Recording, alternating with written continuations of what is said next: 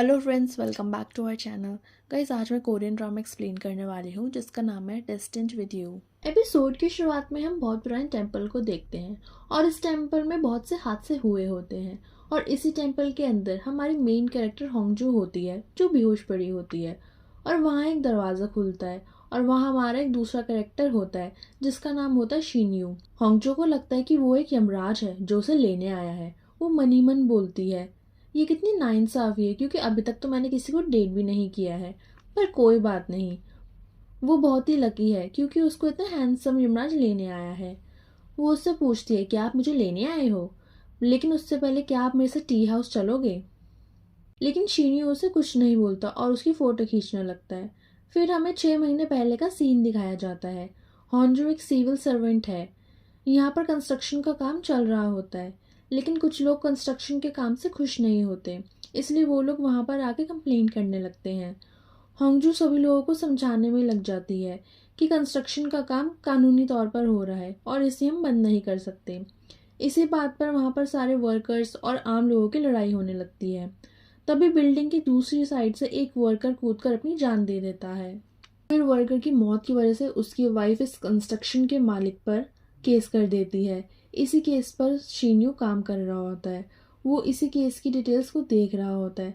तभी उसके साथ हम एक अजीब सी चीज़ होते हुए देखते हैं। उसके आसपास का माहौल बिल्कुल ठंडा हो जाता है और ग्लास में जो पानी था उसमें बर्फ़ जमने लग जाती है। उसके बाद एक खून से भरा हाथ शीनियो को छूने लगता है और शीनियो भी उससे बात करने लगता है, यानी कि उसके साथ अक्सर ऐसा होता रहता था। उस लाल हाथ से वो ऐसे बात कर रहा होता है जैसे वो कोई फीमेल हो। फिर वो उस लाल हाथ से कहता है कि अभी मैं काम कर रहा हूँ और तुम्हें कितनी बार कहा है काम करते हुए ये सब मत किया करो। नेक्स्ट डे इसी केस की सुनवाई हो रही होती है और होम कंस्ट्रक्शन के मालिक के ऊपर कई इल्ज़ाम, जैसे कि साइट पर काम करने वाले वर्कर्स के लिए कोई सेफ्टी नहीं है, मालिक की लापरवाही की वजह से मजदूरों की जान जाती है। और फैसला सुनाने से पहले वो खड़ा होता है और केस के हालात अपने तरफ से बताने की कोशिश करता है कि वो वर्कर जानबूझकर कूदा है क्योंकि उसने सेफ्टी की सारी चीज़ें पहन रखी थी ताकि वो गिरे तो उसे थोड़ी बहुत चोट लगे। इसके बदले कंपनी उसे बहुत सारा हर्जाना मिल जाएगा, लेकिन वो वर्कर नहीं बच पाता क्योंकि वो जहाँ पर गिर जाता है वहाँ पर एक कटर रखा हुआ होता है और यहाँ से कूदने की उसने पूरी प्लानिंग अपनी वाइफ के साथ की थी।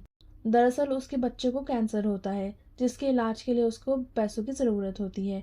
यही वजह है कि उन्होंने ये प्लान बनाया। उसकी सारी प्लानिंग शीन्यू कोर्ट के सामने रख देता है, जिसके बाद वो औरत खूब ज़ोर ज़ोर से रोने लगती है। फिर हम नेक्स्ट सीन में देखते हैं होंजू नदी में से मरी हुई मछलियाँ निकाल रही होती है। उसके साथ उसकी साथी भी होती है। उसकी साथी उसको बिल्कुल पसंद नहीं करती क्योंकि उसको लगता है होंजू में कम दिमाग है और वो कहीं पर भी कुछ भी कर देती है और उसकी वजह से उसका प्रमोशन भी नहीं हो पा रहा है। लेकिन अगले दिन पता चलता है कि होंगजो का ट्रांसफ़र ओंजो सिटी में हो गया है। इस जगह का नाम सुनते ही होंजो टेंशन में आ जाती है क्योंकि वहाँ पर मिस्टर गोंग का भी ट्रांसफ़र हुआ होता है। होंगजू की वजह से मिस्टर गोंग चीफ मैनेजर नहीं बन पाते। इस बात पर वो होंगजू से अभी भी गुस्सा हैं और होंगजू डर रही थी क्योंकि उसका ट्रांसफ़र भी उसी जगह पर हुआ होता है। फिर रात को होंगजू सिटी हॉल पहुँच जाती है और पूरे रास्ते वो इसी बात की टेंशन लेती है कि वो कहीं मिस्टर गोंग की टीम में ना चली जाए। अगर ऐसा हुआ तो उसके साथ बहुत बुरा होगा। और दूसरी तरफ हम टेम्पल को देखते हैं जहाँ पर एक लड़का आया हुआ होता है और वो वहाँ पर लाइव स्ट्रीम कर रहा होता है। लेकिन तभी वहाँ पर उसे कोई चीज़ महसूस होती है। वो डर कर बाहर निकल रहा होता है तो उसके पैर के नीचे एक चीज़ आती है। वो जहाँ पर गिरता है वहाँ पर एक नुकीली चीज़ होती है जिसके रीज़न से उसकी मौत हो जाती है। नेक्स्ट डे हॉन्जू अपने ऑफिस जाती है और उसने जैसा सोचा था मिस्टर गोंग उसके सामने ही खड़े होते हैं और उसे पता चलता है कि वो मिस्टर गोंग की ही टीम में है। हॉन्जू उनसे मिलती है और पुरानी बातों के लिए माफ़ी मांगने लगती है, लेकिन मिस्टर गोंग कहते हैं, इन सब बातों को जानने दो, मैं पुरानी बातों को नहीं पकड़ता। पर मन ही मन उनके अंदर बहुत सारा गुस्सा भरा होता है।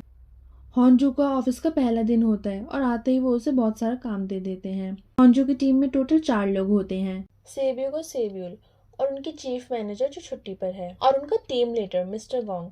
लंच करने के टाइम वो तीनों साथ में बाहर जा रहे होते हैं। फिर उनके पीछे पीछे भी होंगजो आने लगती है। मिस्टर गोंग कहते हैं, अगर सारे साथ में चले जाएंगे तो कॉल कौन उठाएगा? फिर होंगजो को बाद में लंच करने जाना पड़ता है। जब होंगजो लंच कर रही होती है तो उसके साथ बैठी सारी लड़कियां बाहर देखने लगती हैं। क्योंकि होंजो के सिटी हॉल सिविल सेंटर के सहयोगी जय ग्योंग वहाँ से जा रहे होते हैं और लड़कियां अपने आप को लकी मानती हैं क्योंकि वो इस कंपनी में काम कर रही हैं और वो काम करने की वजह से वो जय ग्योंग को देख पाती हैं। और हम देखते हैं कि होंगजू भी उसे पसंद करती है और उसे देखकर होंगजो के गाल लाल हो जाते हैं और वो होंगजो का क्रश है।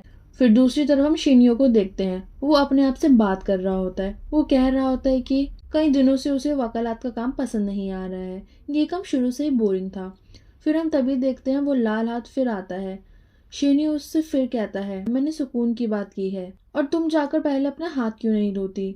खून से ज्यादा मुझे साबुन वाले हाथ पसंद है। उसके बाद वो लाल हाथ गायब हो जाता है।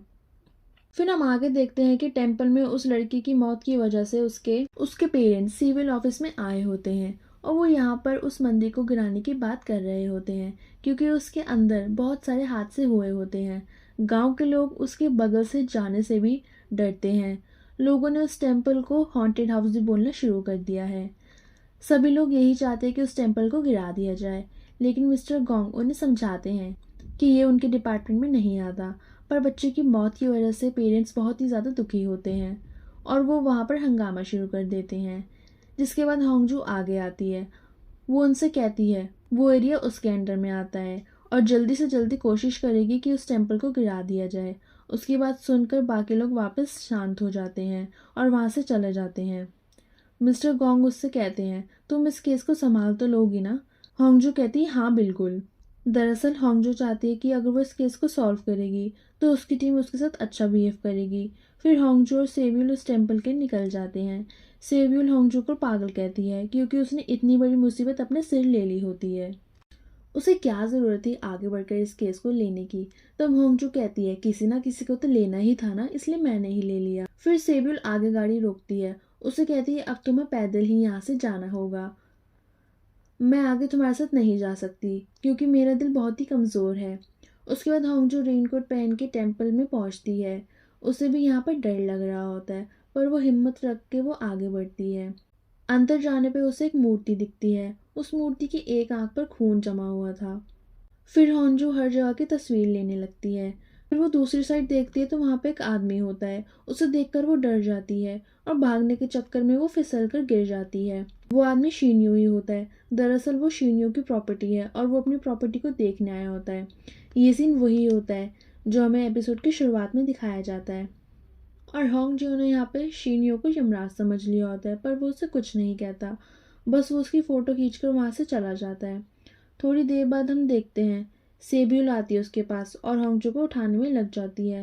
होंगजू जब होश में आती है तो वो यमराज की बात कहने लगती है और ये सुनकर सेब्यूल वहाँ से डरकर चली जाती है।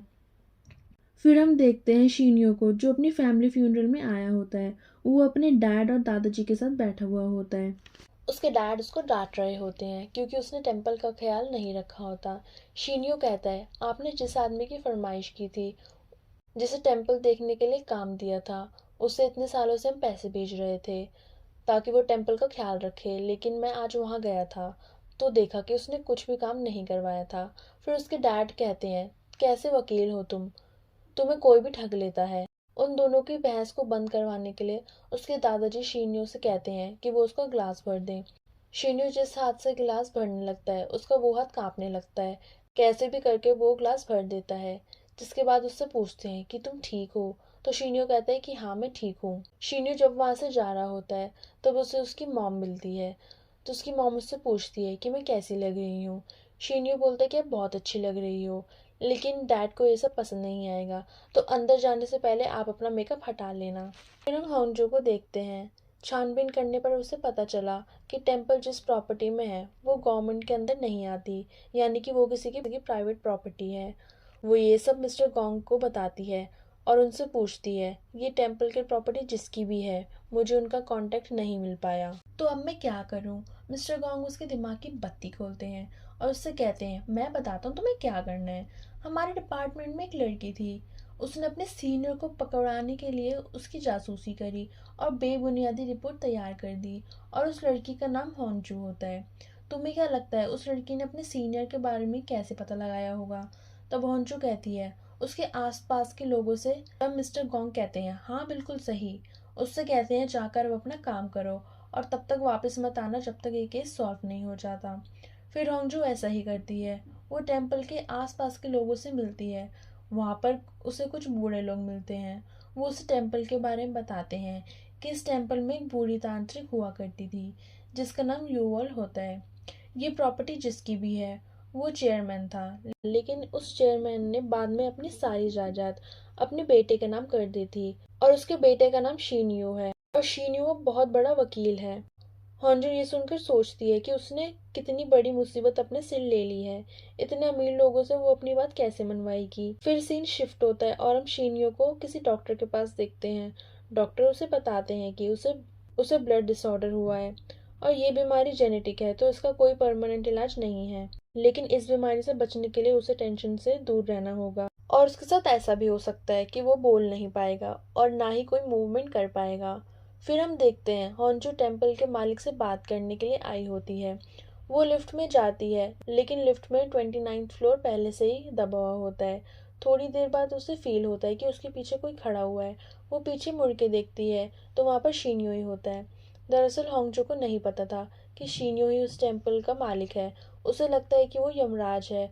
वो डर जाती है और कहती है, आपने मुझे ले जाने का मौका खो दिया है और अब इस तरीके से मेरा पीछा मत करो। तब शीनियो कहता है, लिफ्ट में मैं पहले से था, तो पीछा करना कहना गलत होगा। शीनियो आगे जैसे ही बढ़ता है तो होंगजू अपने हाथ फैलाकर बैठ जाती है। शीनियो उससे कहता है कि आगे से हट जाओ क्योंकि मुझे यहाँ से उतरना है। तब होंगजू को फील होता है कि वो यमराज नहीं इंसान है। फिर वो काउंटर पर जाके शीनियो के बारे में पूछती है। तब वो लड़की कहती है, अभी आप जिसके साथ आए थे वो शीनियो है। फिर वो शीनियो के ऑफिस में आ जाती है। वो उससे कहती है, उस दिन मैंने तुम्हें टेम्पल में देखा था। मैं वहां पर फिसल कर गिर गई थी और तुमने एम्बुलेंस को भी नहीं बुलाया। अगर मुझे कुछ हो जाता तो क्या होता। उस टेम्पल में उस लड़की की भी मौत हो गई। शीनियो कहता है, मैंने नहीं कहा था तुम लोगों को मेरी प्रॉपर्टी में आने के लिए। जो वहां मर रहे हैं उसकी जिम्मेदारी मेरी नहीं है। फिर होंगजू कहती है, उस प्रॉपर्टी में बहुत सारे लोगों की जान चली गई है, तो आप उस टेम्पल को गिरा दीजिए। लेकिन शीनियो ऐसा करने से साफ मना कर देता है। फिर वो कहता है, जाकर पहले उसके मालिक से परमिशन ले आइए। मेरे यहाँ अपना टाइम वेस्ट मत कीजिए क्योंकि मैं कुछ नहीं कर सकता। लेकिन होंजू वहीं खड़ी रहती है क्योंकि उसे याद आता है कि मिस्टर गोंग ने उसे क्या कहा होता है। जिसके बाद शीनियो उसे कहता है, तुम अभी तक गई क्यों नहीं? ओ शायद तुम किसी हैंडसम यमराज के साथ टी हाउस तो नहीं जाना चाहती। ये सुनकर होंजू शर्मा जाती है और वहां से चली जाती है। वो बहुत ज़्यादा शर्माने लगती है क्योंकि उसे लगता था कि उसने ये सारी बातें अपने मन में बोली है, लेकिन उसने ये सब बहुत ज़ोर से बोल दिया था। फिर वो अपने ऑफिस सिटी हॉल पहुंचती है। फिर वो देखती है वहाँ जे ग्योंग भी है। वहाँ पर कुछ लोग प्रोटेस्ट कर रहे होते हैं। वो देखती है कि एक आदमी जे ग्योंग पर पानी डालने वाला है, लेकिन इससे पहले होंगजू उसके सामने आ जाती है और वो ऐसा बिहेव करती है कि जैसे कि वो अचानक से सामने आ गई थी। जे ग्योंग उससे बात करने की कोशिश करता है, लेकिन होंजू वहाँ से शर्मा के फटाफट वहाँ से चली जाती है। फिर हम शीनियो को उसकी गर्लफ्रेंड के साथ देखते हैं। इन दोनों की जल्दी शादी होने वाली होती है। नायोन उससे बहुत सारी शिकायतें भी होती हैं। वो उसे इतना टाइम नहीं दे पाता। शीनियो यहाँ पर अपनी बीमारी के बारे में उसको बताना चाहता है, लेकिन वो उसे बता नहीं पाता। फिर हम हॉन्जो को उसके ऑफिस में देखते हैं। वो उस टेम्पल के तांत्रिक से मिलना चाहती है। टेम्पल के आसपास के लोगों से पूछने पर भी उसे कुछ पता नहीं चलता तांत्रिक के बारे में। फिर आगे जब वो घर जा रही होती है तो उसे लिफ्ट में जे ग्योंग मिलता है। उससे कहता है, तुमने ऐसा क्यों करा? आगे से ऐसा मत करना क्योंकि पानी की जगह एसिड भी हो सकता है। होंगजो कहती है वो आगे से ऐसा नहीं करेगी। जे ग्योंग उससे कहता है, ये मजाक की बात नहीं है। टेम्पल केस के बारे में इतनी टेंशन मत लो, उसे मैं देख लूंगा। होंगजो उसके पास आती है और उससे पूछती है, आपको कैसे पता कि ये केस मुझे दिया गया है? फिर जे ग्योंग उसे कहावत कहता है, लेकिन होंगजो को वो कहावत समझ नहीं आती। जिसके बाद जे क्योंग वहां से चला जाता है और हॉन्जू वहीं खड़ी होकर उसे देखती रहती है। नेक्स्ट डे शीन्यू अपने ऑफिस में आकर देखता है कि होंगजू वहाँ पहले से आई हुई है। वो उससे बोलता है, जिस दिन मेरा दिमाग खराब होता तुम उसी दिन क्यों आ जाती हो? मैंने कहा ना, मैं उस टेम्पल को नहीं गिरा सकता, तुम यहाँ से चली जाओ। तो होंजू उसे रिक्वेस्ट करने लगती है और उसे बोलती है, क्या तुम मुझे उस तांत्रिक का एड्रेस दे सकते हो? शीन्यू उससे कहता है, वो नहीं मानेगी। तुम इस टेम्पल के पीछे क्यों पड़ी हो? ऐसा तो है नहीं कि इसके अलावा तुम्हें कोई और जॉब नहीं मिलेगी। तो होंगजो उसे सच बता देती है कि उसकी नौकरी दांव पर लगी है। अगर वो इस केस को सॉल्व कर देती है तो वो अपनी टीम के साथ खाना खा सकती है। यहाँ पर आके वो बहुत ही अकेली हो गई है ऑफिस में और घर में दोनों ही जगह वो अकेले खाना खाती है। ये सुनने के बाद शीन्यू उसको अपनी दादी का एड्रेस दे देता है और कहता है अगर वो नहीं मानी तो मेरे पीछे मत पड़ना। फिर कुछ देर बाद शीन्यू को होंगजो का कॉल आता है और वो कहती है कि वो मान गई है, पर उसे यकीन नहीं हो रहा होता कि इतनी जल्दी उसकी दादी कैसे मान गई। इसलिए होंगजो से वीडियो कॉल करती है जिसमें उसकी दादी कहती है कि मैं परमिशन देती हूँ कि उस टेम्पल को गिरा दिया जाए। फिर थोड़ी देर बाद शीन्यू अपनी दादी से मिलने जाता है। उनसे पूछता है वैसे तो आप मुझे उस टेम्पल से दूर रहने के लिए कहती थी, लेकिन आज एक अनजान सी लड़की आई और वो आपको मनाकर चली गई। तब उसकी दादी कहती है तुमने उसका खून किया है, वो लाल हाथ जो तुम्हें परेशान करता है, तुम्हारा कर्म और तुम्हें सजा देगी। लेकिन वो दर्द और वो शराब खत्म होने वाला है क्योंकि उस संदूक की मालकिन आ चुकी है। फिर हम देखते हैं कि परमिशन मिलने के बाद उस टेम्पल में कुछ रिचुअल किए जाते हैं। वहां पर होंगजो भी खड़ी होती है। वो दूर से शीनियो की पिक्चर क्लिक करती है और बोलती है अजीब परिवार का अजीब आदमी। उसके बाद वो खुशी से अपने ऑफिस जाती है क्योंकि उसने सोचा था वो आज अपनी टीम के साथ डिनर करने जाएगी, लेकिन ऐसा कुछ नहीं होता। टेम्पल गिरने की खुशी में उसकी टीम पहले से ही डिनर करने चली गई होती है। ये जानकर उसे बहुत बुरा लगता है। दूसरी तरफ शीन्यू उसी टेम्पल में होता है। उस टेम्पल को गिरा दिया जाता है। उसकी दादी ने जैसे बताया होता है वैसा ही हुआ होता है। टेम्पल के हटने के बाद उसे जमीन पर एक लकड़ी का बॉक्स मिलता है। टेम्पल हटाने के बाद उसे जमीन में से एक लकड़ी का बॉक्स निकलता हुआ दिखता है। वो संदूक को लेकर वहां से चला जाता है। फिर हम देखते हैं होंगजो को भी बहुत भूख लगी होती है और फिर वो खाना खाने के लिए बाहर जा रही होती है। वो देखती है कि उसकी टीम वाले खाना खाकर वापस भी आ गए हैं। उन्हें साथ में देखकर उसे बहुत बुरा लगता है और वो वहीं पर बैठकर रोने लगती है। तभी पीछे से आवाज आती है क्या तुम रो रही हो। वो शीनियो होता है। वो शीनियो से कहती है कि टेम्पल गिरने के बाद तुम्हारा और मेरे बात करने का कोई मतलब नहीं बनता, तो तुम यहाँ से चले जाओ। जिसके बाद शीनियो बोलता है पर मैं चाहता हूँ कि तुम मेरे साथ चलो, और वो उसकी तरफ हाथ बढ़ाता है। होंगजो उसकी तरफ देखती है और ये एपिसोड यहीं पर एंड हो जाता है। सो फ्रेंड्स, आपसे दोबारा मिलते हैं इस ड्रामा के सेकेंड एपिसोड में। बाय। एपिसोड 2 की शुरुआत वहीं से होती है जहाँ शीनियो होंगजू से कहता है मैं चाहता हूँ कि तुम मेरे साथ चलो। उसके बाद होंगजू उससे बोलती है कल तक तो तुम टेम्पल को गिराना भी नहीं चाहते थे और आज तुम मुझे अपने साथ लेके जाना चाहते हो। शीनियो कहता है मेरे पास तुम्हारे लिए कुछ है और वो चीज़ तुम्हारी ही है, तो मैं तुम्हें वो चीज़ देना चाहता हूँ। होंजू को वो संदूक दिखाता है। होंजू संदूक को देख के पूछती है कि इसमें क्या होगा और तुम्हें किसने कहा कि ये मेरी है। शीनियो कहता है कि दादी ने तुम्हारे लिए भेजा है, तुम ही इसकी असली ओनर हो, तो घर जाकर देख लेना कि इसमें क्या है और मुझे भी बताना कि इसमें क्या है। पहले तो होंजो उसे लेने से मना करती है, लेकिन वो सोचती है कि दादी कितनी अच्छी थी तो उन्होंने कोई अच्छी चीज़ ही इसमें दी होगी। फिर वो उस बॉक्स को ले जाती है। फिर घर जाकर होंगजो उस बॉक्स को खोलने की पूरी कोशिश करती है, लेकिन वो बॉक्स का लॉक नहीं खोल पाती। ना समझ आने पर वो बहुत सारी टेक्निक ट्राई करती है पर फिर भी वो उस संदूक को नहीं खोल पाती। फिर वो एक हैमर लाके उसे तोड़ने वाली होती है। जैसे ही वो उस हैमर को तोड़ने वाली होती है उसके घर की लाइट बंद हो जाती है। फिर वो उसे तोड़ना कैंसिल कर देती है। फिर हमें शीनियो दिखाया जाता है। शीनियो सोचता है कि उसने अभी तक संदूक खोला होगा या नहीं। फिर वो उससे पूछने के लिए वो उसको कॉल करता है। वो उससे पूछता है कि तुमने उस संदूक को खोला या नहीं खोला। हॉन्जू कहती है कि अभी तक मैं उस संदूक को नहीं खोल पाई हूँ, मुझे समझ नहीं आ रहा उसको कैसे खोलना है। फिर इतने में शीनियो की मॉम आ जाती है जो उससे कहती है कि बेटा तुम मेरे साथ खेलोगे। शीनियो बोलता है नहीं मॉम, मैं अभी कॉल पर बिजी हूँ। फिर शीनियो होंगजू से बोलता है जैसे ही तुम उस संदूक को खोल लो तो मुझे कॉल करके बताना। होंजू सोचती है कि वो कितना लकी है कि उसके पास उसकी मॉम है। शीनियो की मॉम की हरकतें थोड़ी सी अजीब होती हैं, क्या पता उनको कोई बीमारी हो, इसके बारे में हमें आगे पता चलेगा। नेक्स्ट मॉर्निंग हम ऑफिस में देखते हैं कि मिस्टर गोंग और बाकी स्टाफ का हैंगओवर अभी तक नहीं उतरा। फिर सेबिल होंगजू से कहती है क्या तुम हमारे हैंगओवर उतारने के लिए कुछ ड्रिंक्स ले आ सकती हो। होंजू कहती है हाँ बिल्कुल, पर मिस्टर गोंग उसे रोक देते हैं। वो सेबिल से कहते हैं ये तुम इससे क्या करवा रही हो, अगर इसने हमारे अगेंस्ट कंप्लेंट कर दी तो क्या होगा, कि हम इससे फालतू काम करवाते हैं। होंजू कहती नहीं सर, ऐसा बिल्कुल भी नहीं है, और वैसे भी मुझे फ्लावर्स देखने जाना है तो मैं वहीं बाहर से लंच भी कर लूँगी। होंजू यहाँ फ्लावर्स देखने आई होती है क्योंकि रोड पर जल्दी फ्लावर लगने वाले होते हैं। वहीं सिविल ऑफिस में हम जेग्योंग को देखते हैं जो अपने सीनियर से बोलता है सर हम होम कंपनी के मालिक से केस हार गए हैं। हमारे सिटी हॉल में जितने भी वकील हैं वो 60% हार ही जाते हैं, जिसकी वजह से 120 करोड़ वकील पर खर्चा हो जाता है। हमारे सरकारी ऑफिसर्स भी आने जाने में टाइम वेस्ट करते हैं। केस के हिसाब से अपनी कमीशन बनाने में लगे रहते हैं। इसलिए मैं एक प्रपोज़ल लेके आया हूँ। हमारे सिटी हॉल में करीब 1 साल से लीगल एडवाइज़र नहीं है, तो हम बाकी लॉयर्स को हटा के एक लीगल एडवाइज़र को हायर करते हैं। इससे हमें काफ़ी फ़ायदा होगा। सो उसके सीनियर बोलते हैं, बात तो तुम सही कर रहे हो, लेकिन इतने कम पैसों में कौन काम करेगा, क्योंकि लीगल एडवाइज़र की फ़ीस बहुत ज़्यादा होती है। तब जेग्योंग बोलता है, सर कोई तो ऐसा होगा जो पैसों के लिए काम नहीं करता होगा। फिर सीन शिफ्ट होता है और हम शीनियो को देखते हैं।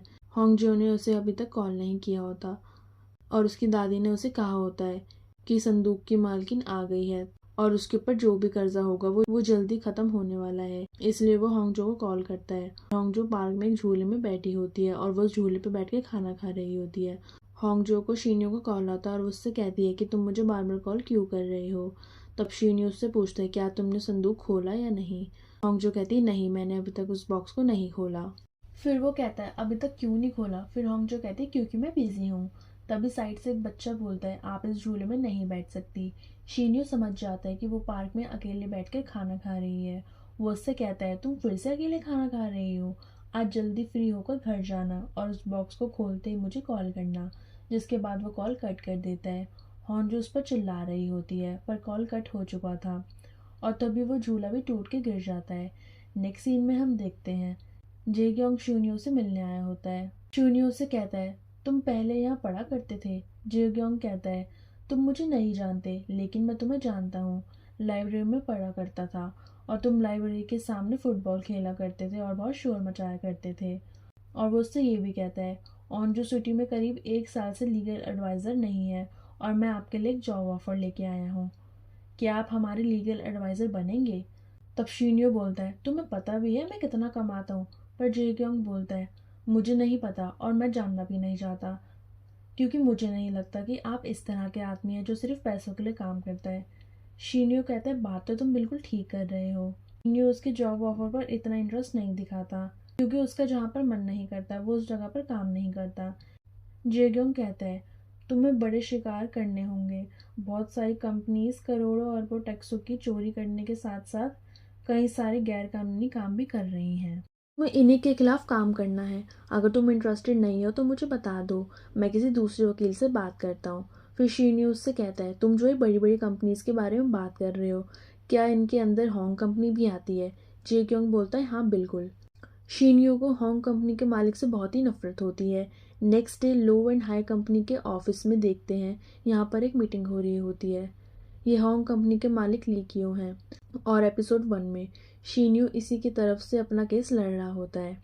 ली क्यू एक बहुत ही अकड़ू इंसान है और वो लो एंड हाई कंपनी का क्लाइंट भी है। केस जीतने के बाद उसने खुशी के मारे लो एंड हाई कंपनी के जूनियर लॉयर को छेड़ दिया था और ये बात शीनियो को बिल्कुल पसंद नहीं आई थी। ये मीटिंग भी इसलिए ही होती है ताकि ली क्यू सबके सामने माफ़ी मांगे। वो माफ़ी मांग भी रहा होता है, लेकिन इसमें भी वो गुस्सा दिखा रहा होता है और माफ़ी मांगने के तौर पर वो सबको महंगी वाली वॉच गिफ्ट करता है। और फिर शीनियो से कहता है, जब मैं ज़्यादा पी लेता हूँ तो मैं बदतमीजी करने लगता हूँ। फिर जब वो जाने लगता है वो देखता है कि शीनियो उससे अच्छे से बाय नहीं बोलता। वो शीनियो के पास आता है और कहता है, तुम लोगों को पता है मैंने तुम्हें गिफ्ट देने में पूरे 1 करोड़ लगा दिए हैं और तुम लोग मुझे ठीक से बाय भी नहीं बोल सकते। शीनियो मुस्कुराता है और बोलता है, मैं अब लो एंड हाई कंपनी के लिए काम नहीं करता हूँ। फिर वो अपना रिज़ाइन लेटर दिखाता है। फिर लो एंड हाई कंपनी के सीईओ आते हैं और वो कहते हैं, शीनियो ये तुम क्या कर रहे हो।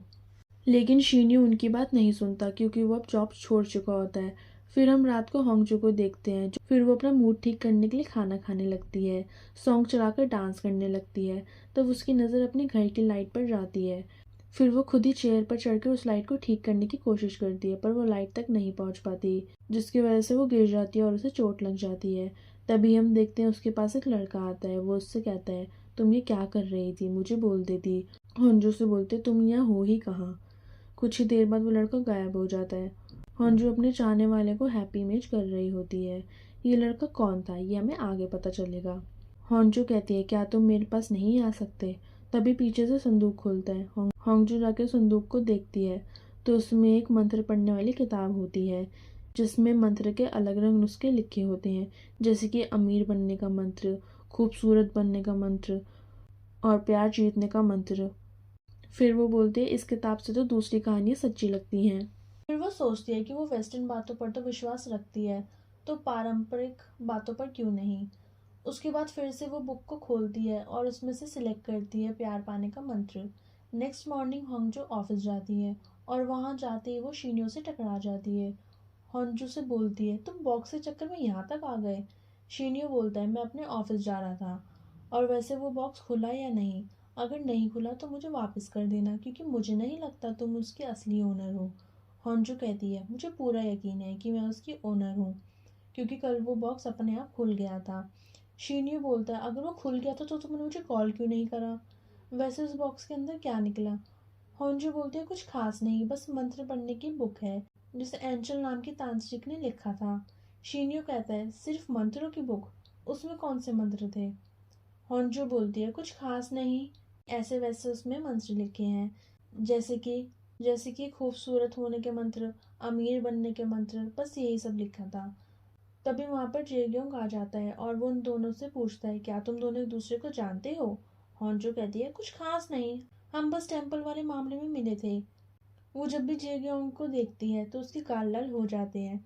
जेग्योंग देखता है कि उसके सर पर चोट लगी है। वो उसके बारे में होंजो से पूछता है। तब होंजो अपने बाल को पीछे करते हुए शर्माने लगती है। शिन्यू उससे कहता है तुम बार बार अपने बाल को पीछे क्यों करती हो। होंजो उसे इशारों में चुप रहने के लिए बोलती है। फिर शिन्यू बोलता है ठीक है, और आज वैसे भी मेरा सिटी हॉल में पहला दिन है। इससे होंजो को पता चलता है कि शिन्यू अब यही काम करेगा। फिर शीन्यू अपने नए ऑफिस में जाता है। वहाँ स्टाफ उसे उसका नेम प्लेट देता है। फिर शीन्यू अपने लैपटॉप पर तांत्रिक एंजल के बारे में सर्च करता है, जो फीमेल तांत्रिक थी। उसकी लाइफ बहुत ही सीक्रेटिव थी, और जिसने उस तांत्रिक का मर्डर किया था उसका नाम जैन म्यूजिन था। जब होंगजो अपने ऑफिस के अंदर जाती है तब सेवियल उससे पूछती है क्या तुम मिस्टर जेग्योंग को जानती हो। तब होंगजो कहती है ओंजो सिटी में ऐसा कोई नहीं होगा जो उन्हें नहीं जानता। सेब्यूल कहती है इसका मतलब हमारा उनसे कोई पर्सनल रिश्ता नहीं है। होंगचो कहती है नहीं। सेब्यूल बोलती है तो फिर उन्होंने ऐसा क्यों पोस्ट किया है। होंगचो को समझ नहीं आता कि उन्होंने क्या पोस्ट करा है। फिर वो पोस्ट चेक करती है तो जेग्योंग ने ओंजो सिटी फॉर्म पर होंगचो की तारीफ की थी, क्योंकि उसने टेम्पल वाले मामले को बहुत ही अच्छे से सॉल्व किया था। सेब्यूल उसके पास आके बोलती है तुम्हारे घर लाल क्यों हो गए हैं, इसका मतलब तुम्हें भी उन पर क्रश है। ऑफिस खत्म होने के बाद शीनियो होंजो के पास आता है। वो देखता है कि वो पोस्ट को देख के मुस्कुरा रही होती है। उससे कहता है तुम्हें ये काम करने के लिए पैसे मिलते हैं क्या। होंजो उसे देख कर डर जाती है। फिर शीनियो उससे रिक्वेस्ट करता है कि वो भी एक बार उस किताब को देखना चाहता है। फिर होंजो बोलती है मैं इतनी रात को किसी को अपने घर लेके नहीं जाती, कल जब मैं ऑफिस आऊंगी तो उस बुक को अपने साथ लेकर आऊंगी। शीनियो बोलता है मैंने कब कहा कि मुझे घर तक जाना है, मैं उस किताब को बस बाहर से देख के चला जाऊंगा। फिर होंगजो कार को बस स्टॉप पर रुकवा देती है, क्योंकि आगे से कार नहीं जा पाएगी। वो उसे बोलती है तुम यहीं रुको, मैं बुक को लेके आती हूँ। जब होंगजो आगे जाती है तो उससे एक रास्ते में शराबी मिलता है और वो शराबी उसे पकड़ लेता है। तभी शीनियो आकर उस आदमी को हटाता है और ओंजो को लेके आगे जाता है। ओंजो से कहता है तुम्हारी गली की लाइट कितनी ख़राब हो रही है, तुम यहाँ की कंप्लेंट क्यों नहीं करती, और जब तक ये ठीक नहीं हो जाती तो तुम अपने परिवार को बोल दो कि वो तुम्हें यहाँ तक लेने आ जाएंगे। होंजो बोलती है कि मेरा कोई परिवार नहीं है। तभी शीनियो को याद भी आता है कि उसने पहले भी कहा था कि वो घर पर अकेले खाना खाती है। फिर होंजो को घर आता है और फिर वो शीनियो से पूछती है क्या तुम अंदर आना चाहोगे। अंदर आता है तो वो उससे अपने घर की लाइट ठीक करवाने लगती है। वो उससे कहती है अगर तुम उस लाइट को ठीक कर दोगे तो मैं फिर तुम्हें किताब दिखा दूंगी। लेकिन शीनियो से भी वो लाइट ठीक नहीं होती। फिर उसका हाथ कांपने लगता है। वो होंजो से पानी मांगता है। होंजो को लगता है कि वो करंट लगने का नाटक कर रहा है। फिर पानी पीने के बाद शिन्यो उससे बोलता है कि ये लाइट तुम किसी और से ठीक करवा लेना। तभी होंजो उसे वो बुक लाकर दे देती है और बोलती है लो देख लो। वो उस बुक को खोलकर देखने लगता है और होंजो उसके पास आके बैठ जाती है। वो कहती है पहले तो मुझे लगता था ये बुक हमें मैजिक करना सिखाती है, पर इसमें तो अजीब अजीब बातें लिखी हैं। तब हम शीनियो को सीरियस होता हुआ देखते हैं। सारे मंत्रों को देखने के बाद जिसमें उसे एक अपने काम का मंत्र मिलता है, इलाज का मंत्र जो बॉडी को बिल्कुल ठीक कर देता है। शीनियो का हाव भाव देखकर होंगजो उससे बुक छीन लेती है और बोलती है अब तुम जा सकते हो। शीनियो उसके पास आता है और बोलता है होंजो मुझे तुमसे कुछ चाहिए, तुम उस बुक के सारे मंत्र को रख सकती हो लेकिन मुझे इसमें से एक मंत्र चाहिए होगा। होंजो उससे पूछती है तुम्हें कौन सा मंत्र चाहिए? वो उससे बोलता है, तुम चिंता मत करो, खूबसूरती का मंत्र मैं तुमसे नहीं मांगूंगा। हॉन्जो कुछ बोलने वाली होती है, इससे पहले शिन्यू उससे बोलता है, प्लीज़ मैं तुमसे रिक्वेस्ट करता हूँ, और फिर हॉन्जो उसके लिए मान जाती है।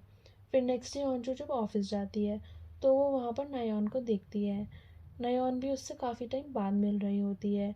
नायोन किसी चीज़ के लिए उससे माफ़ी मांगती है और कहती है, एक्सीडेंट के बाद मैं भी बहुत अकेली पड़ गई थी, फिर बाद में मुझे पढ़ाई करने के लिए बाहर जाना पड़ गया था। ओंजो को यहाँ पता चलता है कि नायोन मेयर की बेटी है। उससे कहती है, मुझे नहीं लगता कि तुम दुखी थी और तुम अकेली पड़ गई थी और पढ़ाई के लिए तुम्हें बाहर जाना पड़ा, इसका कोई लॉजिक नहीं बनता। नायोन बोलती है, मैं तुमसे माफ़ी मांग रही हूँ। हॉन्जू बोलती है, तुम माफ़ी मांग रही हो पर मैं इसे नहीं मानती।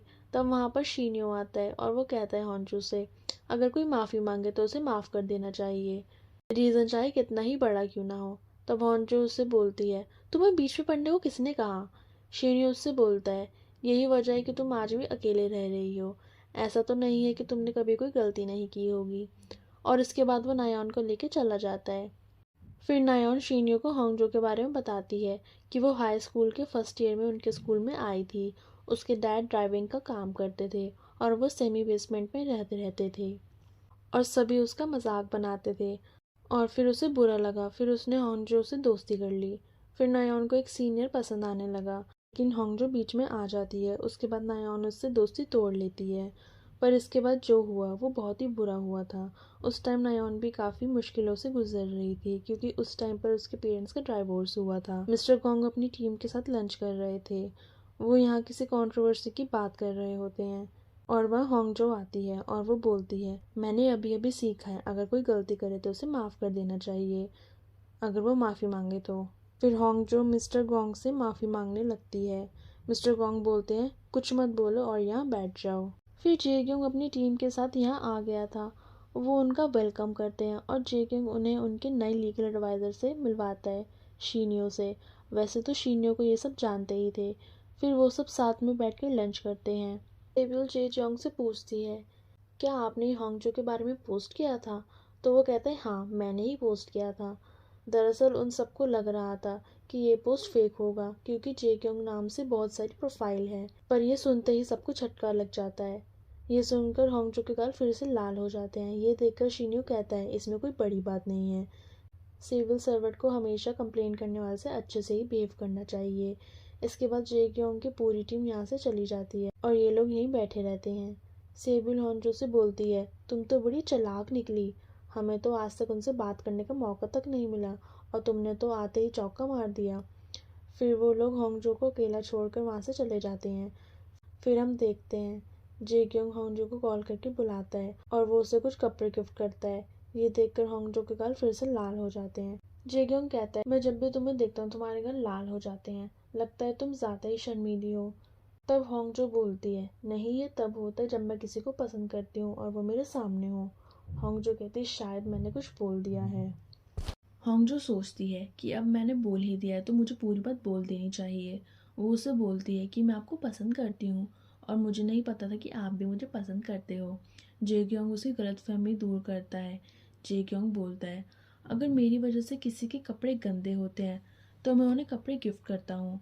कोई अपने काम में बेटर करता है तो मैं उसकी तारीफ भी करता हूँ, पर इसका मतलब ये नहीं है कि मैं तुमसे प्यार करता हूँ। तुम्हें मेरी बात समझ आ गई हो तो इससे हमारी दोस्ती पर कोई फ़र्क नहीं पड़ना चाहिए। होंगजो को ये सुनकर बहुत बुरा फील होता है, पर वो बोलती है, हाँ मैं समझ गई हूँ। उसके जाने के बाद वहाँ पर शीनियो आता है और वो बोलता है, तुमने नायोन के बॉयफ्रेंड को चुराया था। लगता है अगर कोई तुमसे अच्छे से बात कर ले तो तुम उसे अपना दिल दे बैठती हो। तब होंगजो कहती है, तुम्हें जब सच नहीं पता तो बिना जाने कुछ मत बोलो। फिर नेक्स्ट डे होंगजो उस रोड पर जाती है जहाँ फ्लावर्स लगाए जाने वाले होते हैं। फिर हम देखते हैं कि किसी ने उन दोनों का वीडियो सोशल मीडिया पर पोस्ट कर दिया है जिसमें होंगजो जेजोंग को प्रपोज कर रही होती है। फिर होंगजो ऑफिस में आती है तो उसे सभी लोग देखकर हंस रहे होते हैं। मिस्टर गोंग उसे कहते हैं, रिजेक्शन के बाद तुम्हें कुछ दिनों की छुट्टी ले लेनी चाहिए। तब होंगजो को इसके बारे में पता चलता है। वो गुस्से से शीनियो के पास आती है। शीनियो समझ जाता है कि वो यहाँ पर क्यों आई है। वो बोलता है, मैंने कुछ नहीं किया है, इस वीडियो को गौर से देखो जिस एंगल से लिया गया है। तो ये तो मैं हो ही नहीं सकता।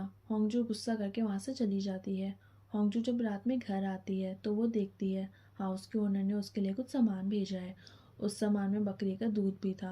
ये देखकर होंगजो को कुछ याद आता है। दरअसल उस बुक में प्यार पाने वाले मंत्र में बकरी के दूध का जिक्र किया था। प्यार पाने के मंत्र में एक सामग्री में बकरी का दूध भी है। होंगजो फिर से उस पूरी विधि को पढ़ती है। रिजेक्शन के बाद वो ठान लेती है कि वो इस मंत्र का यूज़ करेगी। उसमें लिखा था कि इस विधि को करने के लिए उसे शांत जगह पर बैठना होगा। उस विधि में जो भी सामान लिखा होता है होंजो उस सामान को ले आती है और चांदनी रात में वो उस विधि को करना शुरू कर देती है। वो इस विधि को कर रही थी तब दूसरी तरफ शीनियों पर इसका असर होने लगता है। उसे सांस लेने में प्रॉब्लम होने लगती है। उसके आसपास का माहौल फिर से ठंडा होने लगता है और वो लाल हाथ फिर से उसके हाथों को पकड़ लेती है और सहलाने लगती है। शीनियो अपना कंट्रोल खो देता है और रोड पर लगाए जाने फ्लावर्स के सारे बास्केट उसकी कार की वजह से खराब हो जाते हैं और ये एपिसोड भी यहीं पर ख़त्म हो जाता है। सो फ्रेंड्स, आपसे दोबारा मिलेंगे इस ड्रामा के नेक्स्ट एपिसोड में। बाय। एपिसोड 3 की स्टार्टिंग होती है। हम देखते हैं कि जहाँ शीनियो की तबीयत खराब हो रही होती है तभी उसे नायोंग का कॉल आता है और वो उससे मिलने जाता है। पर कार में उसे अजीब से विजन दिखने लगते हैं और वही लाल हाथ उसे बहुत टाइट पकड़ लेता है और वो रेड हैंड उसे शीनियो को हर्ट करने लगता है। तो उसकी तबीयत और ख़राब होने लगती है और उसकी कार का एक्सीडेंट हो जाता है और रोड साइड लगी सारी फ्लावर बास्केट टूट जाती हैं। नेक्स्ट सीन में हम नायोन को देखते हैं जो बिल्कुल ड्रंक होती है। तब शीनी उसके पास आता है तो उससे बोलती है, मैंने तुमसे जल्दी आने को कहा था ना, तुम इतनी लेट क्यों आए हो? अब तुम मुझसे प्यार नहीं करते ना? फिर शीनी उससे बोलता है कि मेरा एक्सीडेंट हो गया था, कार को रिपेयर के लिए भेजकर मैं खुद कैब से आया हूँ। फिर नायोन कहती है, फिर तुम यहाँ क्या कर रहे हो, तुम्हें तो हॉस्पिटल जाना चाहिए। शीनियो मना कर देता है। उसके बाद ये दोनों बाहर आ जाते हैं जहाँ शीनियो नायोन से टाइम मांग रहा होता है और रिलेशनशिप में थोड़ा सा गैप लेने को बोलता है। तो नायोन उससे गुस्सा हो जाती है और कहती है, मेरी फ्रेंड की शादी होने वाली है और उसने मुझे बुके पकड़ने को बोला है और आज तुम मुझसे ये सब कह रहे हो। तो शीनी उससे बोलता है कि क्या हमारा ब्रेकअप हो रहा है? तो फिर नायोन कहती है, और नहीं तो क्या, फिर क्या है ये, तुम्हें क्यों टाइम चाहिए? शीनी बोलता है, कुछ है जिसे मुझे अकेले ही ठीक करना होगा, तो क्या तुम मेरा थोड़ा सा वेट नहीं कर सकती? और इधर हम होंगजो को लव स्पेल करते हुए देखते हैं। प्रोसीजर करने के बाद उस मिक्सचर को पानी में कन्वर्ट करके लव पोशन बना देती है और अब इस लव पोशन को जो कोई भी पिएगा वो होंगजो से प्यार करने लगेगा। नेक्स्ट डे होंगजो मौका देखकर मीटिंग रूम में घुस जाती है और जेक्योंग के पानी के ग्लास में वो पोशन डाल देती है। फिर सारे मेंबर्स मीटिंग में आ जाते हैं। फिर होंगजो देखते हैं कि जेक्योंग उस पानी को पीने वाला है, पर तभी उस टाइम मिस्टर गोंग का कॉल आ जाता है तो वो देख नहीं पाती कि जेक्योंग ने उस पानी को पिया या नहीं। उसके बाद वो भागकर मिस्टर गोंग के पास आती है जहाँ उसे पता चलता है किसी ने उन फ्लावर बास्केट को तोड़ दिया है। तो वो उस लव पोशन की बोतल को वहीं छोड़कर उस जगह पर जाती है। नेक्स्ट सीन में होंजो शिन्यो के पास आती है और बोलती है, मुझे तुम्हारी हेल्प चाहिए, किसी ने हमारे फ्लावर बास्केट को तोड़ दिया है, अब मैं क्या करूँ? तो शिन्यो कहता है, तुम कुछ मत करो, इंश्योरेंस सब कवर कर देगा। होंजो कहती है कि मैंने और मेरे सीनियर ने सबने मिलकर बहुत मेहनत की है, मैं उसे ऐसे ही नहीं जाने दूंगी, मैं उस पर्सन पर केस करूंगी, पक्का वो ड्रिंक करके ड्राइव कर रहा होगा।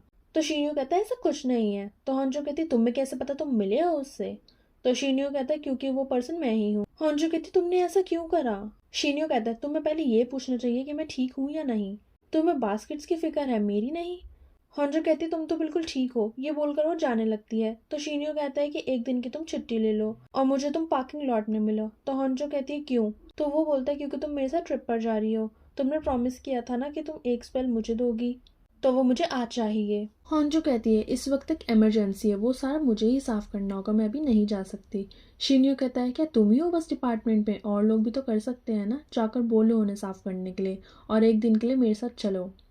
नेक्स्ट सीन में ये दोनों होंजो का मजाक उड़ा रही होती हैं और होंजो उनसे कुछ नहीं कहती। वो सीधा मिस्टर गोंग से छुट्टी मांगने के लिए चली जाती है और वो मान जाते हैं और वो कहते हैं मैं समझ सकता हूँ। होंजो कहती है कोई तो पढ़ा लिखा होगा ना जो इस बकवास पे यकीन नहीं करता होगा, और मैं क्यों जाऊँ उसका ट्रिप पर? तो शिन्यो कहता है क्योंकि तुम्हें बॉयफ्रेंड मिला तो वो मेरी वजह से मिलेगा, क्योंकि शिन्यो ने बुक में देख लिया होता है कि होंजो ने एक लव स्पेल यूज कर लिया है। होंजो उससे बुक छीनने लगती है और मस्ती मस्ती में होंजो शिन्यो के ऊपर गिर जाती है। तो शिन्यो तो बिल्कुल शॉक्ड हो जाता है। फिर वो दोनों ट्रिप के लिए निकल जाते हैं। नेक्स्ट सीन में जेग्योंग रात वाली वीडियो को देख रहा होता है। फिर वो 7-8 बार होंजो को कॉल करता है तो सेबुल कॉल उठाती है। जेग्योंग पूछता है हॉन्जो कहाँ है, तो सेब्यूल उसे बताती है कि वो तो छुट्टी पर है। तो जेग्योंग उसे मिलने के लिए बुलाता है। नेक्स्ट सीन में ये दोनों जेग्योंग से मिलने आ जाती हैं और यहाँ हमें पता चलता है कि वो वीडियो इन दोनों ने पोस्ट की थी। तो जेग्योंग उनको बहुत डांटता है और वार्न करता है और कहता है कि आगे से ऐसा बिल्कुल मत करना। नेक्स्ट सीन में ये दोनों अपनी डेस्टिनेशन पर आ जाते हैं और वो शीनियो का विला होता है। सीन शिफ्ट होता है और हम देखते हैं ये दोनों एक फॉरेस्ट में आ जाते हैं एक फ्लावर को ढूंढने के लिए। उस फ्लावर का नाम सुन के होंगजो को पता चल जाता है कि शीनियो बीमार है और वो क्योर डिजीज स्पेल को यूज करने वाला है। होंगजो कहती है तुम एक लॉयर हो, तुम्हें डॉक्टर को दिखाना चाहिए। तो शीनियो कहता है तुम्हें मेडिकल्स पर भरोसा है। तो होंगजो कहती है बिल्कुल भी नहीं। तो शीनियो कहता है कर्ज इस पर है। तो होंगजो कहती है हाँ बिल्कुल है।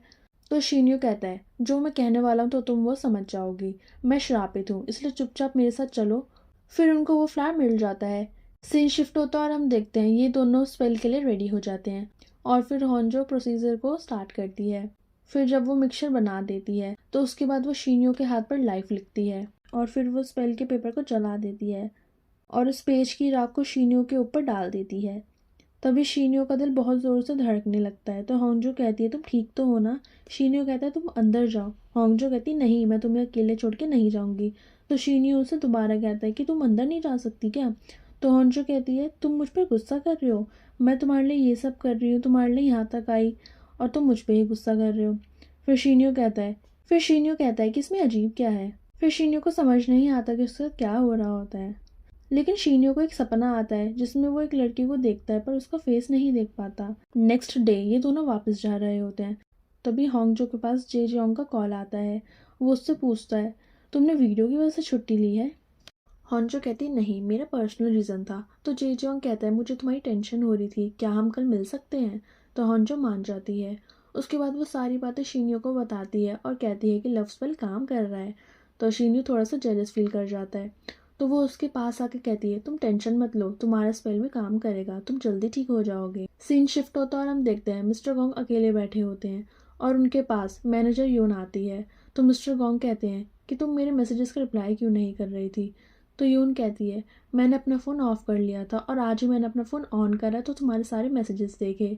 तुम ये देखना चाहते थे ना कि मैं जिंदा हूँ या मर गई, तुम डर गए थे क्या। तो मिस्टर गोंग कहते हैं हाँ बिल्कुल, सबको तुम्हारे डिवोर्स के बारे में पता चल गया है। तो यून कहती है मैं बिल्कुल ठीक हूँ। सीन शिफ्ट होता है और हम देखते हैं कि होंगजो जे जियोंग के मैसेज का वेट कर रही होती है क्योंकि जे जियोंग उसको टाइम और प्लेस बताने वाला होता है। और तभी उसके पास जे जियोंग का मैसेज आता है। तो शीन्यू उससे पूछता है क्या मैसेज किया है उसने। होंजो उसे कुछ नहीं बताती। ये देखकर शीन्यू और ज़्यादा चिढ़ जाता है। नेक्स्ट डे होंजो ऑफिस जाती है और ऑफिस आते ही उसे सेब्यूल मिलती है जो उसे ताना मारने लगती है क्योंकि उन सारे बास्केट को सेब्यूल को साफ करना पड़ा था। होंजो को अपनी लव पोशन वाली बॉटल नहीं मिलती तो वो बहुत परेशान हो जाती है। फिर मिस्टर गोंग उसे वो बॉटल देते हैं तो होंजो उनसे पूछती है आपने इस बॉटल का पानी तो नहीं पिया था। उसका जवाब नहीं देते और उसको डांटने लगते हैं पर मैनेजर यून आके उन्हें चुप करा देती है और वो सारी टीम को साथ में डिनर करने के लिए बोलती है। पर आज तो होंजो को जे जॉन से मिलने जाना होता है। सीन शिफ्ट होता है और हम होंजो को देखते हैं जो शीनियो से मिलती है और उसे कहती है कि मैं जे जोंग से कल मिलूंगी और देखती हूँ कि लव स्पेल काम कर रहा है या नहीं। फिर वो शीन्यू से पूछती है क्या तुम ठीक हो। शीन्यू कहते पता नहीं, बस मेरा दिल बहुत ज़ोरों से धड़कता है और ऐसा मेरे साथ कभी नहीं हुआ। फिर शीन्यू जब घर जाता है तो उसे नायोन मिलती है। नायोन उसके साथ उसके घर पर रहना चाहती है पर शीन्यू उससे ब्रेकअप कर लेता है। नायोन कहती है क्यों अब तुम मुझसे प्यार नहीं करते। वो कहती है आज तो मैं जा रही हूँ पर मुझे सोचने का टाइम चाहिए। अगले दिन होंजो शीन्यू को कॉल करती है और उससे पूछती है तुम ठीक हो ना, मुझे तुम्हारी टेंशन हो रही थी। शीन्यू बोलता तुम्हें मेरी नहीं, तुम्हें जे जियोंग की टेंशन हो रही है कि वो लव स्पेल काम कर रहा है या नहीं। तो ज़्यादा होप्स मत रखो क्योंकि मैं अब भी अच्छा फील नहीं कर रहा हूँ और बिना वजह ब्लश करना बंद कर दो और अपने बालों को पीछे करना बंद कर दो, मुझे इन चीज़ों से बहुत ज़्यादा नफरत है। होंजो ये सब सुन के कॉल कट कर देती है और बोलती है मैं कौन सा इसके लिए करती थी। और सीन शिफ्ट होता है और हम देखते हैं होंजो जेजियोंग से मिलने आती है और शीनियो उसे बाहर खड़ा होकर देख रहा होता है और वो बहुत ज़्यादा जेलस हो रहा होता है। तभी उसे वो लव पोशन वाली बॉटल याद आती है और वो तभी ऑफिस आता है और सीसीटीवी कैमरा चेक करता है और यहाँ हमें पता चलता है कि वो लव पोशन शीनियो ने पी लिया था और इसी रीज़न की वजह से शीनियो होंजो से अट्रैक्ट हो रहा है। सीन शिफ्ट होता है और हम देखते हैं होंजो वापस घर आती है तो उसे वहाँ पे शीनियो मिलता है और शीनियो उससे पूछता है जेजोंग ने उससे क्या कहा। तो होंगजो कहती है मैं नहीं बताऊंगी तुम्हें, ये हम दोनों के बीच की बात है। तो शीनियो कहता है ऐसा तो नहीं है कि लव स्पेल उस पर काम नहीं कर रहा। तो हॉन्जो कहती है तुम्हें कैसे पता, तुम्हें क्या लगता है मैं फिर से रिजेक्ट हो गई। शीनियो कहता है नहीं, जेजोंग तुम्हें लाइक करता है और मैं भी तुम्हें लाइक करता हूँ। ये सुनकर हॉन्जो शॉक्ड हो जाती है और शीनियो ने एक छोटा सा हार्ट भी बनाया हुआ था। और इसी मोमेंट पर ये एपिसोड एंड हो जाता है। सो फ्रेंड्स, आपसे दोबारा मिलेंगे इस ड्रामा के नेक्स्ट एपिसोड में। Bye bye. एपिसोड 4 के स्टार्टिंग में शिन्यो होंजू से कहता है जेग्योंग तुम्हें लाइक करता है पर मैं भी तुम्हें लाइक करता हूँ। ये सुन के होंजू शॉक्ड हो जाती है और कहती है मिस्टर जेग्योंग मुझे लाइक करते हैं, तुम्हें कैसे पता, उन्होंने तुम्हें बताया है। शिन्यो कहता है तुमने जानबूझकर नहीं सुना ना जो मैंने कहा। तो होंजू कहती है ये इम्पॉसिबल है। शिन्यो कहता है ये इम्पॉसिबल चीज़ हो चुकी है क्योंकि जो लव पोशन तुमने बनाया था वो गलती से मैंने पी लिया है। फिर वो उसको वो वीडियो भी दिखाता है। फिर होंजू कहती है तुमने क्यों पी लिया। फिर शिन्यो कहता है मेरे राइट हैंड में प्रॉब्लम है इसलिए मैं लेफ्ट हैंड यूज़ करता हूँ और गलती से वो पानी मैंने पी लिया और तुम्हारे इस प्लान के चक्कर में मैं सफ़र कर रहा हूँ, इसलिए कुछ करो और मैं नहीं चाहता कि मेरा दिल तुम्हें देखकर धड़के। तो होंजो कहती है मत धड़काओ ना। तो शिन्यो कहता है मैं इसे कंट्रोल नहीं कर पा रहा इसलिए मैं तुम्हारे साथ ट्रिप पर गया था और जब तुम जेग्योंग के साथ थी तब मुझे बहुत जेलस फील हो रहा था। फिर वो उसे कहता है इसे तोड़ो वरना मैं तुम्हारे और जेग्योंग के बीच में आ जाऊंगा। फिर होंजो कहती है मैंने क्योर डिसीज स्पेल भी तो किया था, तुम ठीक हो गए क्या। तो शिन्यो कहता है पता नहीं। तो होंजो कहती है पहले तुम ये देखो कि तुम ठीक हो गए हो या नहीं। अगर तुम ठीक हो गए हो तो मैं मान लूंगी कि लव स्पेल काम कर रहा है। तो शिन्यो भी मान जाता है। फिर शिन्यो जब जा रहा होता है तब उसके पैर अपने आप रुक जाते हैं। तो वो होंजो से कहता है कि देखो मेरे पैर अपने आप रुक गए हैं क्योंकि मुझे तुम्हारी याद आ रही है। तब होंजो उससे बहुत ज़्यादा इरिटेट होकर अंदर चली जाती है। नेक्स्ट सीन में शिन्यो नोटिस करता है कि उसका हाथ पहले से ठीक हो रहा है और यहाँ होंजो जेग्योंग की बात याद कर रही थी जिसने कहा था कि तुम मुझे क्यों लाइक करती हो। होंजो कहती है एक बार मैं डॉग शेल्टर में गई थी क्योंकि वहाँ पर डॉग्स के बार्क करने की बहुत ज़्यादा कंप्लेंट आ रही थी, तब वहाँ मैंने आपको पहली बार देखा था। तो जेग्योंग कहता है कि तुमने मुझे प्री जज कर लिया है ना। जो पर्सन एनिमल्स को लाइक करता है ज़रूरी नहीं कि वो अच्छा हो। पर यह सच है कि मैं डॉग्स के साथ अच्छे से रहता हूँ पर मैं अपनी फैमिली के साथ बिल्कुल भी अच्छे से नहीं रहता हूँ, इसलिए तुम एक ऐसे पर्सन से मिलो जो अच्छा इंसान हो। और यहाँ जेग्योंग होंजू की बात याद कर रहा था जो उसे कहती है मुझे लगा था कि आप परफेक्ट पर्सन हो पर आप बस एक लोनली पर्सन हो। तभी उसके पास गेदोंग आता है और जेग्योंग उससे पूछता है तुम्हें भी मैं लोनली लगता हूँ क्या। तो वो कहता है हाँ। वो बोलता है ऐसा होता है जब हम काफ़ी टाइम से किसी को डेट नहीं करते, आपको होंजो को डेट करना चाहिए, वो बहुत ही क्यूट है। तभी जेग्योंग के पास उसके फादर का कॉल आता है और वो अपने फादर के कॉल को इग्नोर कर देता है। फिर गेडोंग बिना लॉक किए सिन्यो के कैबिन में आ जाता है। तो सिन्यो उससे कहता है नेक्स्ट टाइम से डोर नॉक करके आना।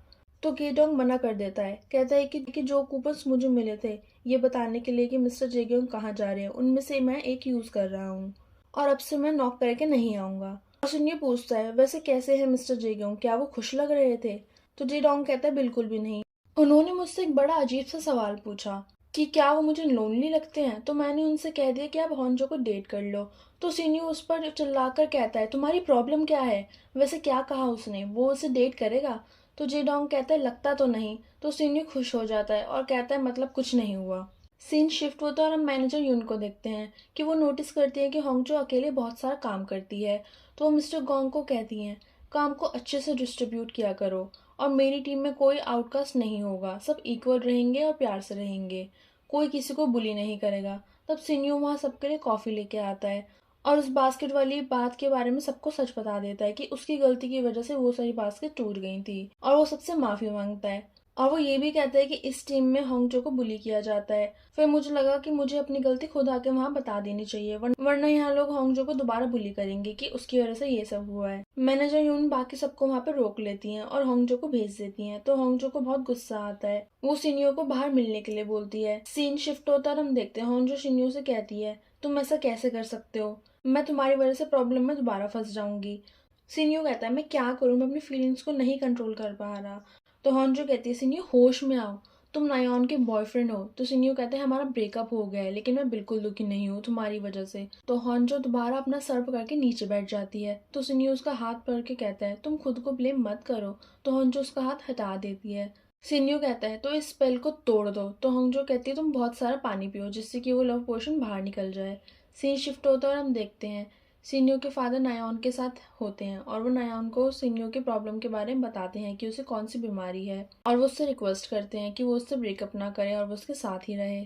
सीन शिफ्ट होता है और हम देखते हैं सिन्यो बहुत सारा पानी पी लेता है और इधर होंगजो बहुत सारे बड़े बड़े बॉक्सेस उठा रही होती है। तभी वहाँ पे उसकी हेल्प करने के लिए सिन्यो आता है और ये दोनों वापस से लड़ने लग जाते हैं और वो सारा सामान बाहर गिर जाता है। फिर सिन्यो सामान रखने में होंगजो की हेल्प करता है और उन्हें नायोन देख लेती है। फिर सिन्यो को काफी प्रॉब्लम होने लगती है कि उसने इतना सारा पानी पी लिया था। नेक्स्ट सीन में होंगजो के घर की ओनर आ जाती है, जिससे मिलकर होंगजो बहुत ज्यादा खुश हो जाती है। फिर ओनर होंगजो को बताती है कि फर्स्ट फ्लोर को वो रेंट पे देने वाली है, और यहाँ फिर से सिन्यो सपने में एक लड़की को देखता है। फिर नेक्स्ट सीन में होंजो अपने वर्क रिलेटेड फॉरेस्ट में जाती है।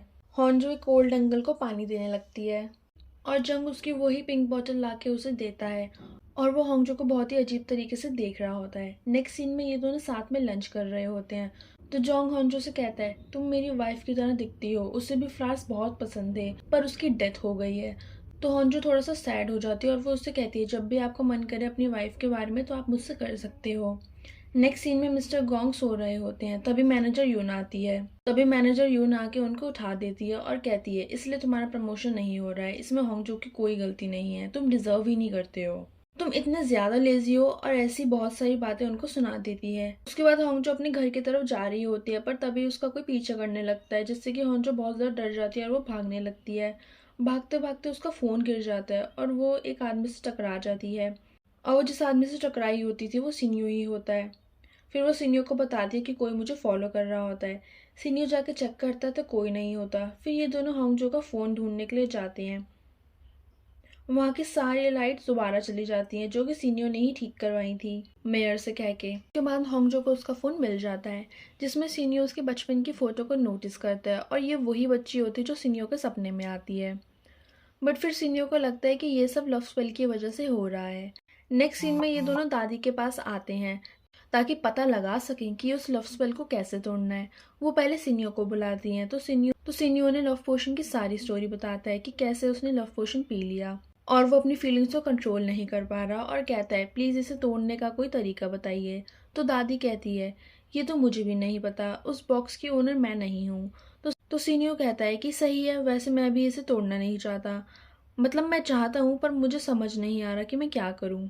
अगर मुझे सच में उससे प्यार हो गया तो क्या होगा। दादी कहती है, इसमें कुछ नहीं कर सकते, जो करेगी वही करेगी। नेक्स्ट सीन में होंगजो दादी के लिए ड्रिंक लेके आती है। दादी उसे कहती है, इस बार रिवर में मत लेके जाना, तुम्हारे पापा वहाँ नहीं है, उन्होंने उन्होंने 2 लोगों की जान बचाई थी, वो बहुत ही ब्लेस्ड पर्सन है। फिर होंजो उन्हें सारी बात बता देती है, उस लव पोशन से रिलेटेड उन्हें सारी बात बता देती है, और दादी कहती है बस एक ही तरीका है, और ये सीन यहीं पर कट हो जाता है। नेक्स्ट सीन में होंजो बाहर आती है और सिन्यो को कुछ नहीं बताती। सिन्यो कहता है, क्या बोला उन्होंने, तो होंजो कहती है, मैं नहीं बता सकती। तो सिन्यो कहता है, ऐसा क्या है जो तुम नहीं बता सकती, ऐसा तो नहीं है कि ये स्पेल तब टूटेगा जब हम दोनों किस करेंगे या फिर कुछ और। तो होंगजो कहती है, जैसा तुम सोच रहे हो ऐसा कुछ भी नहीं है, बस मैं तुम्हें नहीं बता सकती। ये बोलकर वो वहां से जाने लगती है। तो सिन्यो कहता है, तुम कहाँ जा रही हो। तो होंगजो कहती है, बस लेने। तो सिन्यो कहता है, हम तो साथ आए हैं ना, तुम अकेले क्यों जा रही हो। तो होंगजो कहती है, मुझे अकेले रहना है, मैं तुम्हारे साथ नहीं रहना चाहती। तो सिन्यो कहता है, तुम्हें क्या लगता है ये सब मैं तुम्हारे साथ रहने के लिए कर रहा हूँ। हाँ, मैं ये सब तुम्हारे साथ रहने के लिए ही कर रहा हूँ, इसलिए प्लीज मेरे साथ मेरी कार में चलो, और प्लीज अपने ब्यूटीफुल फेस के साथ मुझे ऐसे मत देखो। तो होंजो ब्लश करने लगती है। तो सिन्यो कहता है, तुमने तो कहा था कि तुम बस उनको देख के ब्लश करती हो जिन्हें तुम लाइक करती हो। होंजो इस बात को इग्नोर कर देती है। नेक्स्ट सीन में होंजो इस स्पेल के बारे में पढ़ रही होती है और वो बुक में भी पढ़ती है कि इस स्पेल को तोड़ा नहीं जा सकता, अगर तोड़ने की कोशिश करेंगे तो आपके साथ कुछ बुरा हो सकता है। सीन शिफ्ट होता है और हम देखते हैं होंजो को किसी आदमी का कॉल आता है कंप्लेंट करने के लिए, और वो होंजो को गंदी गंदी गालियां देने लगता है। तो होंजो बहुत ज्यादा डर जाती है, पर तभी मैनेजर यून आती है और उससे फोन ले लेती है और उस आदमी को बहुत ज्यादा सुनाती है। उसके बाद वो मिस्टर गोंग को भी बहुत सुनाती है कि तुम्हारे होते हुए तुम्हारे जूनियर्स को गाली सुननी पड़ती है, तुम्हें उन्हें प्रोटेक्ट करना चाहिए, तुम सारा दिन बस फोन यूज करते हो और फिर घर चले जाते हो, तुम्हें अपने आप को खुद देखना चाहिए कि तुम्हारा प्रमोशन क्यों नहीं हो रहा है। तभी मिस्टर गोंग के पास पुलिस स्टेशन से कॉल आता है। नेक्स्ट सीन में ये दोनों पुलिस स्टेशन में आते हैं, जो कि मिस्टर गोंग ने गुस्से में मैनेजर यून के पति को सोशल मीडिया पर बहुत उल्टे सीधे कमेंट्स करे थे, और इसी की वजह से उनके अगेंस्ट कंप्लेंट हो जाती है। बट मैनेजर यून सारा मैटर सॉल्व कर देती है। उसके बाद वो मिस्टर गोंग से बहुत ज़्यादा लड़ती है, तो मिस्टर गोंग कहते हैं कि क्या मैं तुम्हारा कुछ नहीं लगता, क्या मैं सिर्फ तुम्हारे लिए एक स्ट्रेंजर हूँ। तो मैनेजर यून कहती है हाँ तुम बस एक स्ट्रेंजर हो। इस बात का मिस्टर गोंग को बहुत ज्यादा बुरा लग जाता है और वो मैनेजर यून से गुस्सा होकर वहां से चले जाते हैं। नेक्स्ट सीन में होंजो के पास कंप्लेंट आती है, तो वो चेक करने के लिए जाती है, लेकिन वहां पर उसे सीनियो मिलता है क्योंकि वो कंप्लेंट उसी ने की होती है ताकि वो होंजो से मिल सके। फिर वो उसके साथ दोबारा फ्लर्ट करने लगता है और कहता है तुम्हें पता है मैं रोज 10 मिनट्स में रेडी हो जाता हूँ, पर आज मैंने रेडी होने के लिए 30 मिनट्स लगाए और मैंने 2 तरह के परफ्यूम भी लगाए हैं, बताओ तुम्हें कौन सा अच्छा लग रहा है। करके होंजो को दोबारा परेशान करने लगता है, तो होंजो उसे मारने लगती है और वो वहां से भाग जाती है, तो सिन्यू भी उसके पीछे भागने लगता है। नेक्स्ट सीन में होंजो घर आती है जहाँ पर उसे किराएदार ने एक डिश के साथ एक लेटर भी लिखा था कि मैं यहाँ शिफ्ट हो गया हूँ और आपसे मिलकर अच्छा लगा और मैं यहाँ पर फ्लावर्स उगाना चाहता हूँ, अगर आपको कोई प्लांट पसंद हो तो मुझे बताना। फिर होंजो के पास सिन्यू का वीडियो कॉल आता है और सिन्यू उससे कहता है तुम मुझे वो बात बता नहीं सकते ना, तो तुम मुझे कोई हिंट दे दो, मैं समझ जाऊंगा। तो होंजो उसे बहुत सारे हिंट देती है पर तब भी वो नहीं समझ पाता। फिर होंजो कहती है मैं तुम्हें बस अब लास्ट हिंट दूंगी, अगर तुम्हें वो भी समझ नहीं आया तो मुझे परेशान मत करना।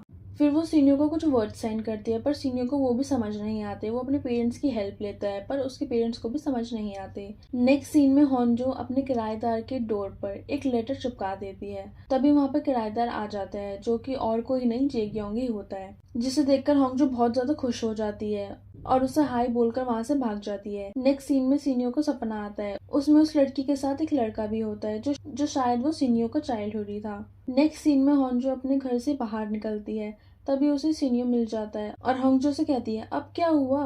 तो सीनियो कहता है तुम फिर से मेरे सपने में आई थी, ये गलत है, इस स्पेल को तोड़ो वरना मैं ऐसा कमीना बन जाऊंगा कि डेट किसी और को कर रहा हूँ और केयर किसी और की करता हूँ, तुम मुझे वो बात बता दो। तो होंजो कहती है मैंने तुमसे कहा ना मैं नहीं बता सकती, मुझे परेशान मत करो। ये बोलकर वो वहां से जाने लगती है। सिन्यो कहता है तुम कहाँ जा रही हो। तो होंजो कहती है डेट पर। सिन्यो कहता है किसके साथ, जेग्योंग के साथ। तो होंजो कहती है मुझे उनके साथ अब डेट पर जाने की जरूरत नहीं है। उसके बाद सिन्यो बस में भी होंजो को फॉलो करता है और उससे बात करने की कोशिश करता है, पर होंजो पूरे टाइम शांत रहती है, उसकी किसी भी बात का कोई जवाब नहीं देती।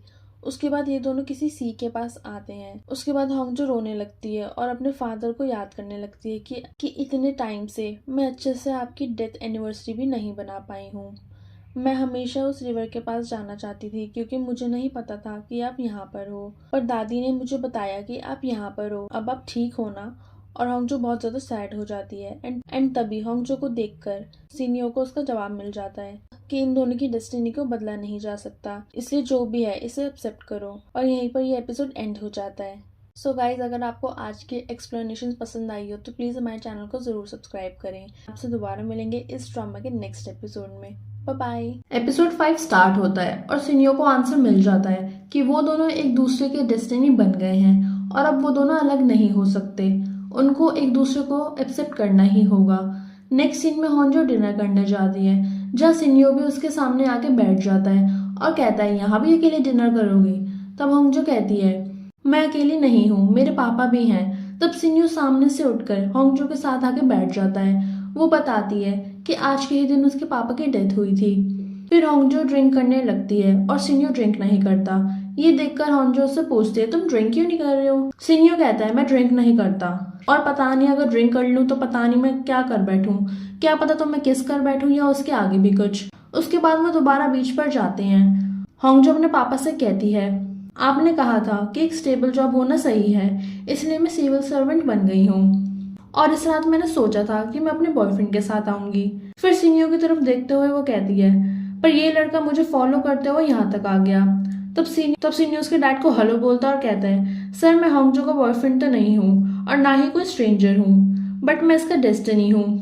फिर वो होंजो से कहता है कि तुम्हें पता था कि इस स्पेल को तोड़ा नहीं जा सकता और डेस्टिनी मतलब लव है, यानी ना चाहते हुए भी हमारा डेस्टिनी साथ रहना है। और तब होंजो वहां से जाने लगती है। तब सिन्यू कहता है ये सब इसलिए हुआ क्योंकि तुमने लव स्पेल को ठीक से यूज नहीं करा। तब वो कहती है तुम्हें किसने बोला था लव पोशन पीने को, और ये सब अगर मेरी वजह से हुआ है तो तुमने वो बॉक्स मुझे दिया ही क्यों। सिन्यू कहता है मैं ये सब नहीं जानता पर तुम्हारी वजह से ये सब हो रहा है। और तुम्हें इसकी रिस्पॉन्सिबिलिटी लेनी होगी। तब होंगजो कहती है, ना मैं तुम्हें अपना डेस्टिनी मान सकती और ना तुम मुझे। हम दोनों को अपनी डेस्टिनी के अगेंस्ट लड़ना ही होगा। और सीनियो भी उससे एग्री करता है। सीन शिफ्ट होता है और हम देखते हैं वो लोग कैब से वापस जा रहे होते हैं और होंगजो काफी ज्यादा ड्रंक होती है और वो सीनियो के क्लोज आके सो जाती है। सीन शिफ्ट होता है और हम देखते हैं कुछ टूरिस्ट एक माउंटेन पर घूमने जाते हैं। वहां पे उनको ब्लड दिखता है। फिर वो जल्दी से सिटी हॉल में इन्फॉर्म करते हैं। फिर वो लोग माउंटेन पर जाते हैं जहाँ मिस्टर गोंग कहते हैं, पक्का ये मुर्गे का ब्लड है, इसलिए पुलिस को इन्फॉर्म करने की जरूरत नहीं है, इसे हम साफ कर देते हैं। फिर सीनियो परफ्यूम लगाकर होंगजो को अपने कैबिन में बुलाता है। होंगजो उसके कैबिन में फटाफट आती है और वो होंगजो से कहता है, तुम्हें उस ब्लड के बारे में सबसे पहले मुझे इन्फॉर्म करना चाहिए था ना। होंगजो कहती है, क्या तुम कंप्लेंट करने वाले हो।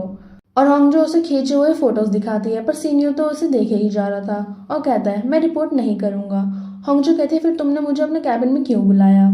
तब सीनियो कहता है, मैं देखना चाहता था कि तुम आती हो या नहीं। वैसे तुम्हें नहीं आना चाहिए था क्योंकि तुम्ही ने कहा था कि हमें अपनी डेस्टिनी के अगेंस्ट रहना है।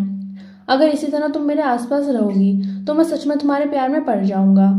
पर होंगजो उसकी बातों से इरिटेट होकर सोचती है, खूबसूरती स्पेल यूज करके इसे लड़की बना देती हूँ। फिर वो सोचती है कि छोड़ो। फिर सीनियो याद करता है जहाँ वो अपने फ्रेंड को बताता है कि नायोन के साथ उसका ब्रेकअप हो गया है। फिर नायोन के पास वो जाता है और नायोन उसे शादी के लिए प्रपोज करती है। वो कहती है, मुझे पता है कि तुम बीमार हो पर फिर भी मैं तुम्हारे साथ रहना चाहती हूँ। सीन प्रेजेंट में आता है और हम देखते हैं कि उन दोनों की फैमिली डिनर करने बाहर रही है। फिर वो लोग सीनियो और नायोन की शादी के बारे में डिस्कस करते हैं। नेक्स्ट सीन में सीनियो और नायोन एक पैलेस में घूमने जाते हैं और यहाँ पर होंगजो दादी से मिलने आई होती है और यहाँ पर सीनियो को उसकी मॉम का कॉल आता है। वो कॉल रिसीव करने के लिए साइड में जाता है तो उसे साइड से जाते हुए होंगजो दिखती है तो उस होंगजो का पीछे करने लगता है पर वो उसे पकड़ नहीं पाता।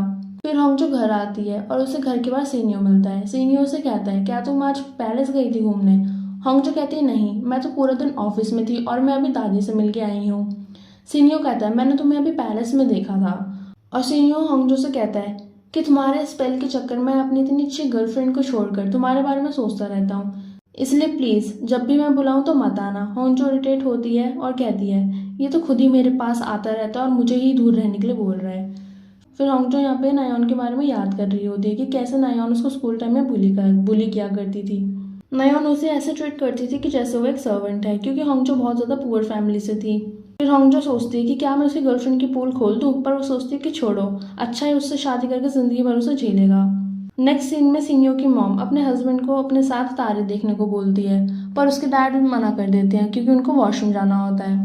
नेक्स्ट सीन में देखते हैं मिस्टर गोंग मैनेजर उनसे अभी भी नाराज होते हैं। मैनेजर उनको सॉरी भी बोलते हैं पर फिर भी वो उनसे नाराज ही रहते हैं। फिर होंगजो अपनी टीम के साथ लंच करने जा रही होती है तब सीनियो उसे अपने साथ चलने को बोलता है। फिर यहाँ होंगजो कहती है, अब मत बोलना कि मुझे नहीं आना चाहिए था। सीनियो कहता है, नहीं, मैं ऐसा नहीं बोलूंगा, पर मैं चाहता हूँ कि तुम मेरे साथ लंच करने चलो। हालांकि मैं ऐसा नहीं चाहता हूँ पर फिर भी मैं चाहता हूँ कि तुम मेरे साथ चलो। फिर ये दोनों यहाँ लंच करने आते हैं। फिर सीनियो कहता है, तुम मुझे लाइक क्यों नहीं करती हो। तब होंगजो के मुंह से निकल जाता है कि तुम काफी ज्यादा टॉल और हैंडसम हो। तो सीनियो कहता है, मतलब तुम पहले ही गिव अप कर चुकी हो। होंगजो बात पलटते हुए कहती है, नहीं, असल में मेरा डेस्टिनी मेरे फर्स्ट फ्लोर पे रहता है। सीन शिफ्ट होता है और हम देखते हैं होंगजो कुछ फ्लावर्स खरीदती है। उसके बाद हम उसे गार्डनिंग करते हुए देखते हैं। उसी टाइम वहाँ पे जेग्योंग भी आ जाता है और होंगजो को डिनर के लिए इनवाइट करता है। फिर होंगजो रेडी होकर जेग्योंग के घर जाती है। होंगजो से पूछते है कि तुम ऐसी जगह पे क्यों शिफ्ट हुए हो। जेग्योंग कहता है, बड़े घर में हमेशा कैदी जैसा फील होता है। होंगजो उसकी बातों से दोबारा इम्प्रेस हो जाती है। उसके बाद होंगजो के पास सीनियो का कॉल आता है पर वो इग्नोर कर देती है। सीनियो उसे दोबारा कॉल करता है और जेग्योंग कहता है, तुम कॉल पे कर लो। फिर सीनियो कहता है, तुम कॉल क्यों नहीं उठा रही थी और तुम कहाँ पर हो। तभी पीछे से जेग्योंग कहता है, क्या तुम और ड्रिंक पीना चाहोगी। और सीनियो ये बात सुन लेता है। फिर वो कहता है, तुम किसके साथ हो।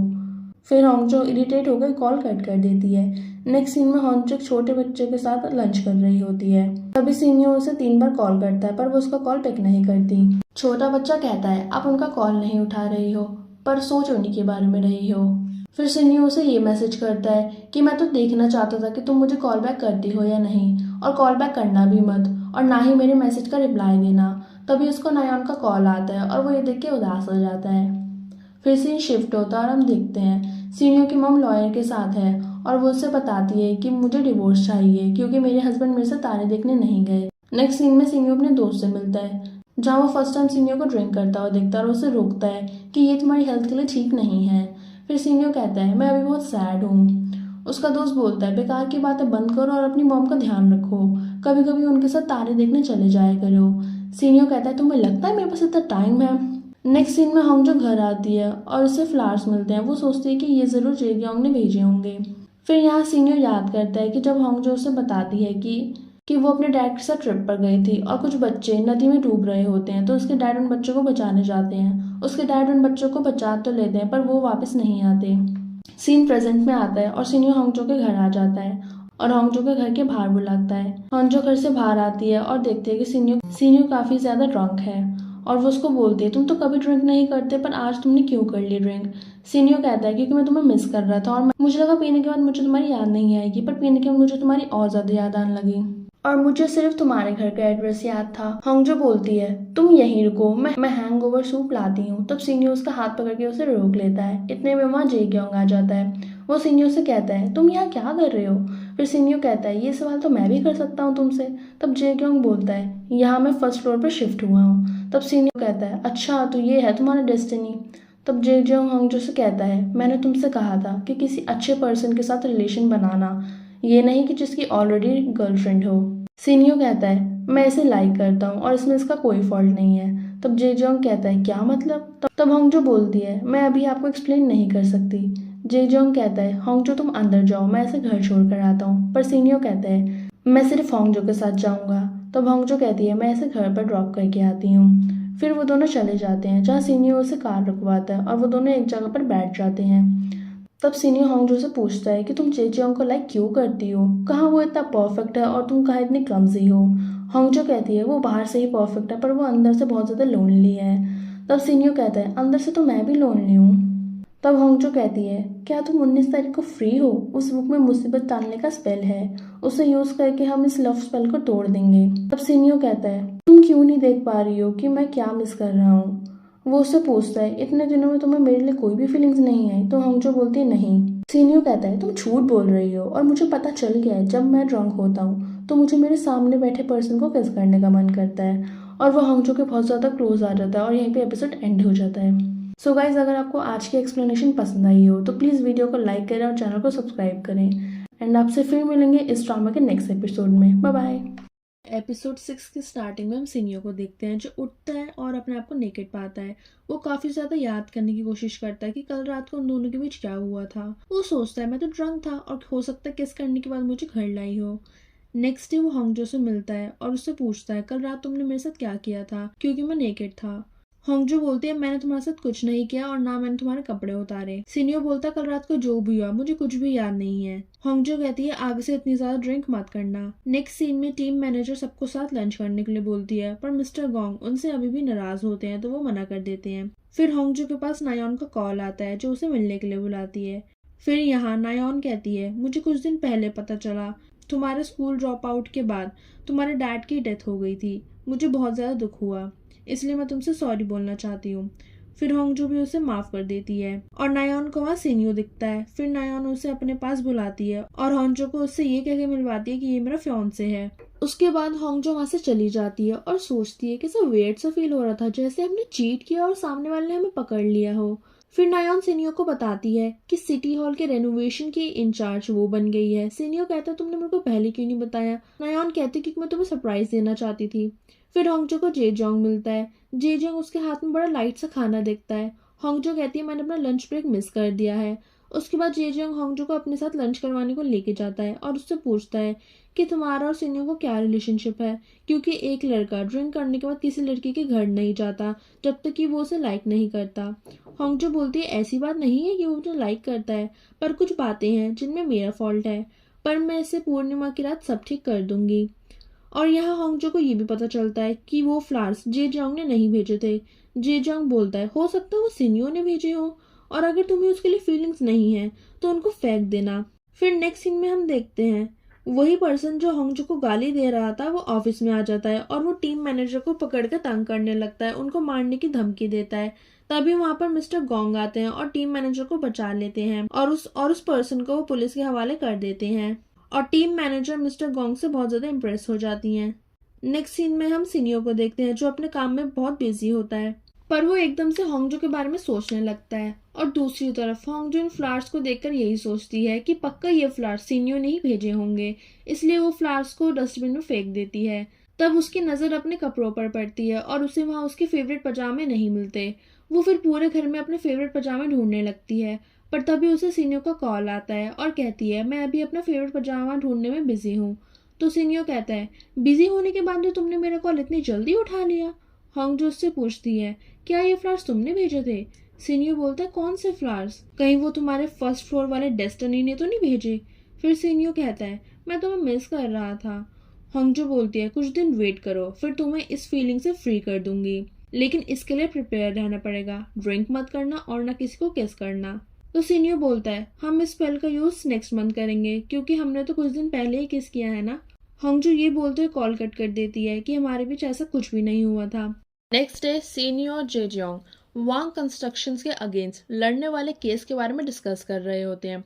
जिसके बाद सिनियो जेजियोंग से पूछता है कि तुम होंगजो के अपार्टमेंट में शिफ्ट क्यों हुए हो। जेजियोंग बोलता है अच्छा होगा कि तुम होंगजो के घर ना आया करो। सीनियो कहता है मैं आगे से ध्यान रखूंगा। तभी वहां पर असिस्टेंट डायरेक्टर आता है और सीनियो से बोलता है मेयर तुमसे मिलना चाहते हैं। और जब सीनियो उनके पास जाता है तब वांग कंस्ट्रक्शंस के सीईओ को देखता है। उसे देखकर सीनियो वहां से जाने लगता है। तब वो पूछता है क्या तुमने मेरी वजह से वहां से अपनी जॉब छोड़ी? तब सीनियो कहता है नहीं, मेरा पर्सनल रीजन है। और ये बोलकर वो वहां से जाने लगता है कि कल मुझे तुम्हारे अगेंस्ट केस भी लड़ना है। आफ्टर ऑल तुमने इलीगल तरीके से रोड पर कब्जा कर रखा है। फिर वो कहता है मैं तुम्हें 3.7 मिलियन पे करने के लिए रेडी हूँ, क्योंकि मैं ये केस लड़ना नहीं चाहता, क्योंकि मुझे पता है मैं तुमसे हार जाऊंगा और मुझे टाइम वेस्ट नहीं करना। सीनियो बाहर आके कहता है वांग कंपनी के सीईओ ये केस नहीं लड़ना चाहते और हमारी कंपनी को बदले में पे करना चाहते हैं। इस पर असिस्टेंट डायरेक्टर कहता है तब तो आज सेलिब्रेशन बनता है, लेकिन सीनियो कहता है आज मैं बिजी रहूंगा, आज पूर्णिमा की रात है। तब जेजेओंग को याद आता है कि पूर्णिमा की रात वाली बात तो होंगजो ने भी डिस्कस की थी।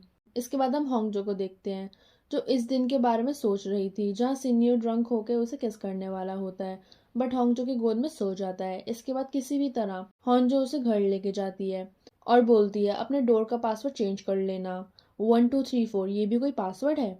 और वो जाने लगती है। तब सीनियो कहता है मैं ये लव स्पेल ब्रेक नहीं करना चाहता, क्योंकि इस तरह की फीलिंग्स मुझे पहले कभी किसी के लिए नहीं आई हैं। तुम्हें देखने के बाद मेरी हार्ट बीट बहुत ज़्यादा तेज़ हो जाती है और पहले कभी ऐसा मेरे साथ नहीं हुआ।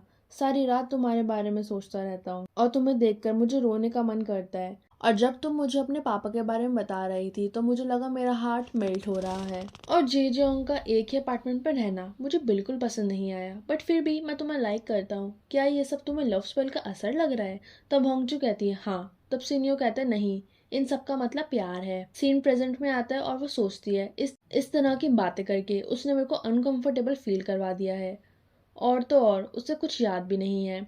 इसके बाद वो सीनियो के पास पहुंचती है डिजास्टर स्पेल का यूज करने के लिए। फिर वो स्पेल को यूज करने के लिए रेडी हो जाते हैं, पर सीनियो स्पेल को यूज नहीं करना चाहता था। वो कहता है मैं ये स्पेल यूज नहीं करूंगा क्योंकि तुम मुझे डिजास्टर समझती हो। होंगजो कहती है तुम डिजास्टर नहीं हो, तुम्हारी हरकतें वैसी हैं। सीनियो तरह तरह के बहाने बनाने लगता है कि नेक्स्ट मंथ हम कर लेंगे ये सब। होंगजो उसे जबरदस्ती अपने पास बिठा देती है और सारा प्रोसेस स्टार्ट करने लगती है। तभी एक लेडी अपना डॉग ढूंढते हुए उनके पास आती है और उनसे हेल्प मांगती है कि आप लोग मेरे डॉग को ढूंढने में मेरी हेल्प कर सकते हो। सीनियो एकदम रेडी हो जाता है। फिर वो सब डॉग को ढूंढने में लग जाते हैं। तभी उनकी नज़र एक डॉग पर जाती है जहाँ सीनियो कहता है ये उस लेडी का डॉग तो बिल्कुल भी नहीं हो सकता, ये तो भेड़िया लग रहा है। पर तभी वो डॉग उनके पास आने लगता है भागकर और सीनियो होंगजो को लेके गिर जाता है। सीनियो होंगजो से कहता है ऐसे ही रहो, वो डॉग ऐसे अटैक नहीं करेगा। तो होंगजो कहती है क्या तुम ठीक हो, उस डॉग ने तुम्हें काटा तो नहीं? सीनियो कहता है मैं ठीक हूँ, मेरी हार्ट बीट तेज हो रही है। तब होंगजो उससे इरिटेट होकर उसे हटा देती है और वो डॉग भी एकदम नॉर्मल हो जाता है। जिसके बाद वो लेडी आके अपने डॉग को ले जाती है। नेक्स्ट सीन में दोबारा स्पेल का यूज करना स्टार्ट करते हैं जहाँ सीनियो फिर से बहाने बनाने लगता है कि उस डॉग को ढूंढते ढूंढते मैं गंदा हो गया हूँ, तो ये नेक्स्ट मंथ करेंगे। होंगजो उसे चुपचाप बैठने के लिए बोलती है। सीनियो बोलता है इस स्पेल का यूज हमें किसी कार एक्सीडेंट या अर्थक्वेक या सुनामी जैसे डिजास्टर के लिए बचा के रखना चाहिए। होंगजो कहती है ठीक है हम ये स्पेल यूज नहीं करते, तुम मुझे लाइक करो, मैं जेजियोंग को लाइक करूंगी और ये लव ट्रायंगल ऐसे ही चलता रहेगा। लेकिन तुम क्या होंगजो को ऐसे ही चीट करते रहोगे? हमें इस लव स्पेल को ब्रेक करना ही होगा। तुम ये सब इसलिए कर रही हो क्योंकि तुम्हें जेजियोंग के साथ रहना है और मुझसे अपना पीछा छुड़वाना चाहती हो। तब होंगजो कहती है, ऐसा नहीं है कि मैं तुमसे पीछा छुड़वाना चाहती हूँ। उस टाइम मैं काफी ज्यादा लोनली फील करती थी, बट उस स्पेल के बाद हर दिन तुम्हारा मेरा आमने सामने रहना, मुझे बार बार कॉल करते रहना, इन सब में मैंने अपने आप को कभी भी अकेला फील नहीं किया। पर ये चीज अलग है, अभी हमें इस स्पेल को ब्रेक करना ही होगा क्योंकि एक दूसरे के लिए हमारी फीलिंग्स किसी भी डिजास्टर से कम नहीं है। फिर सिन्यो भी रेडी हो जाता है, फिर स्पेल का सारा प्रोसेस कंप्लीट करती है। फिर वो उसे एक रेड कार्ड देती है और बोलती है इसे 100 दिनों तक अपने पास रखना और खोना मत। और वो कहती है तुम्हें मुझे घर तक ड्रॉप करने की कोई ज़रूरत नहीं है, मैं अलग चली जाऊंगी।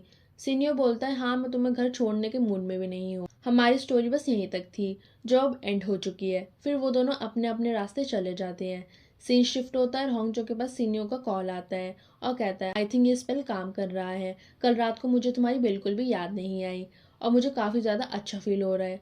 होंजो ये सब सुन के बहुत ज़्यादा खुश हो जाती है। नेक्स्ट सीन में होंजो खुशी खुशी ऑफिस के लिए जा रही होती है, वहीं उसे जेजोंग मिलता है और वो भी ऑफिस के लिए निकल रहा होता है, इसलिए वो दोनों साथ ही ऑफिस जा रहे होते हैं। जेजोंग उससे पूछता है काफी खुश लग रही हो, कभी ऐसा तो नहीं तुमने अपने और सीनियो के बीच के मैसअप को ठीक कर लिया है।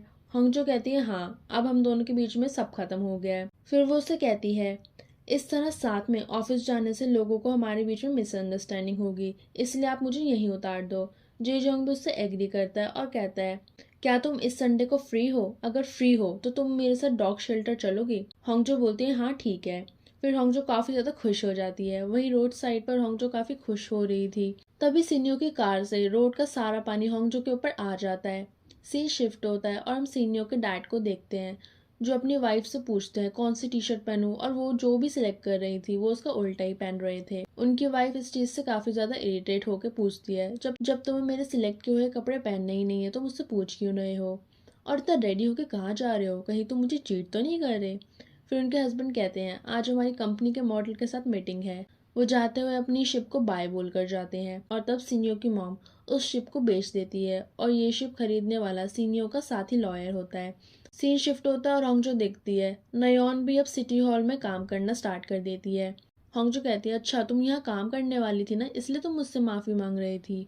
नयोन कहती है हाँ, मैं तुम्हें गिल्टी वाली फीलिंग्स के साथ फेस नहीं करना चाहती थी। वैसे यहाँ मैंने किसी को बताया नहीं है कि मैं मेयर की बेटी हूँ और सिनियो मेरा फियांसे है। दूसरी तरफ टीम लीडर और टीम मैनेजर उस दिन हुए तमाशे के बारे में सिनियो से डिस्कस करते हैं। सिनियो कहता है मैं सीसीटीवी फुटेज देखना चाहता हूँ। फिर वो सब फुटेज देखने जाते हैं, तब उसे टीम लीडर का सेल्फ डिफेंस अग्रेसिव नहीं लगता। पर यहाँ सीनियो वो ये भी देखता है कि उस पर्सन ने होंगजो को भी हर्ट किया था, ये देखकर उसे भी हर्ट होता है। नेक्स्ट सीन में सीनियो के डैड घर आके देखते हैं कि उनकी शिप गायब है। वो अपनी वाइफ से कहते हैं पक्का ये तुम्हारा ही काम है, अगर तुमने मेरी शिप वापस नहीं की तो मैं तुम्हें डाइवोर्स दे दूंगा। तब उनकी वाइफ कहती है वाओ, मुझे डिवोर्स का एक और रीजन मिल गया है। सीन शिफ्ट होता है और होंगजो उसे अपने ऑफिस से निकलकर वो फ्लावर्स वाली शॉप का ओनर मिलता है। वो उसे दोबारा एक फ्लावर्स का बुके देता है और वो उससे पूछती है इसका मतलब वो फ्लावर्स तुमने ही भेजे थे? वो कहता है हाँ। फिर होंगजो समझ जाती है ये सब इसलिए हो रहा है क्योंकि उसने भी लव स्पेल पिया था। फिर वो शॉप ओनर उसे अपने साथ डिनर करने के लिए बोलता है। होंगजो मना कर देती है और बोलती है मुझे अभी किसी और के साथ डिनर करने जाना है। तब वो पूछता है किसके साथ? तब वहां पर एकदम सीनियो आ जाता है और कहता है मेरे साथ। फिर सीनियो उससे पूछता है क्या था ये सब? तब होंगजो उसे बताती है कि उसने भी लव वाटर पी लिया है। फिर वो बस स्टॉप पर उतरने लगती है, तब सीनियो कहता है मत जाओ, मैं तुम्हें याद करूंगा। होंगजो कहती है तुमने तो कहा था लव स्पेल काम कर रहा है। सीनियो कहता है हाँ, लेकिन पता नहीं मैं तुम्हें मिस कर रहा हूँ, शायद 100 दिनों के बाद ये फीलिंग्स चली जाए। होंगजो इरिटेट होकर वहां से चली जाती है। सीनियो वो रेड कार्ड खोलता है और काफी ज्यादा शॉक्ड हो जाता है।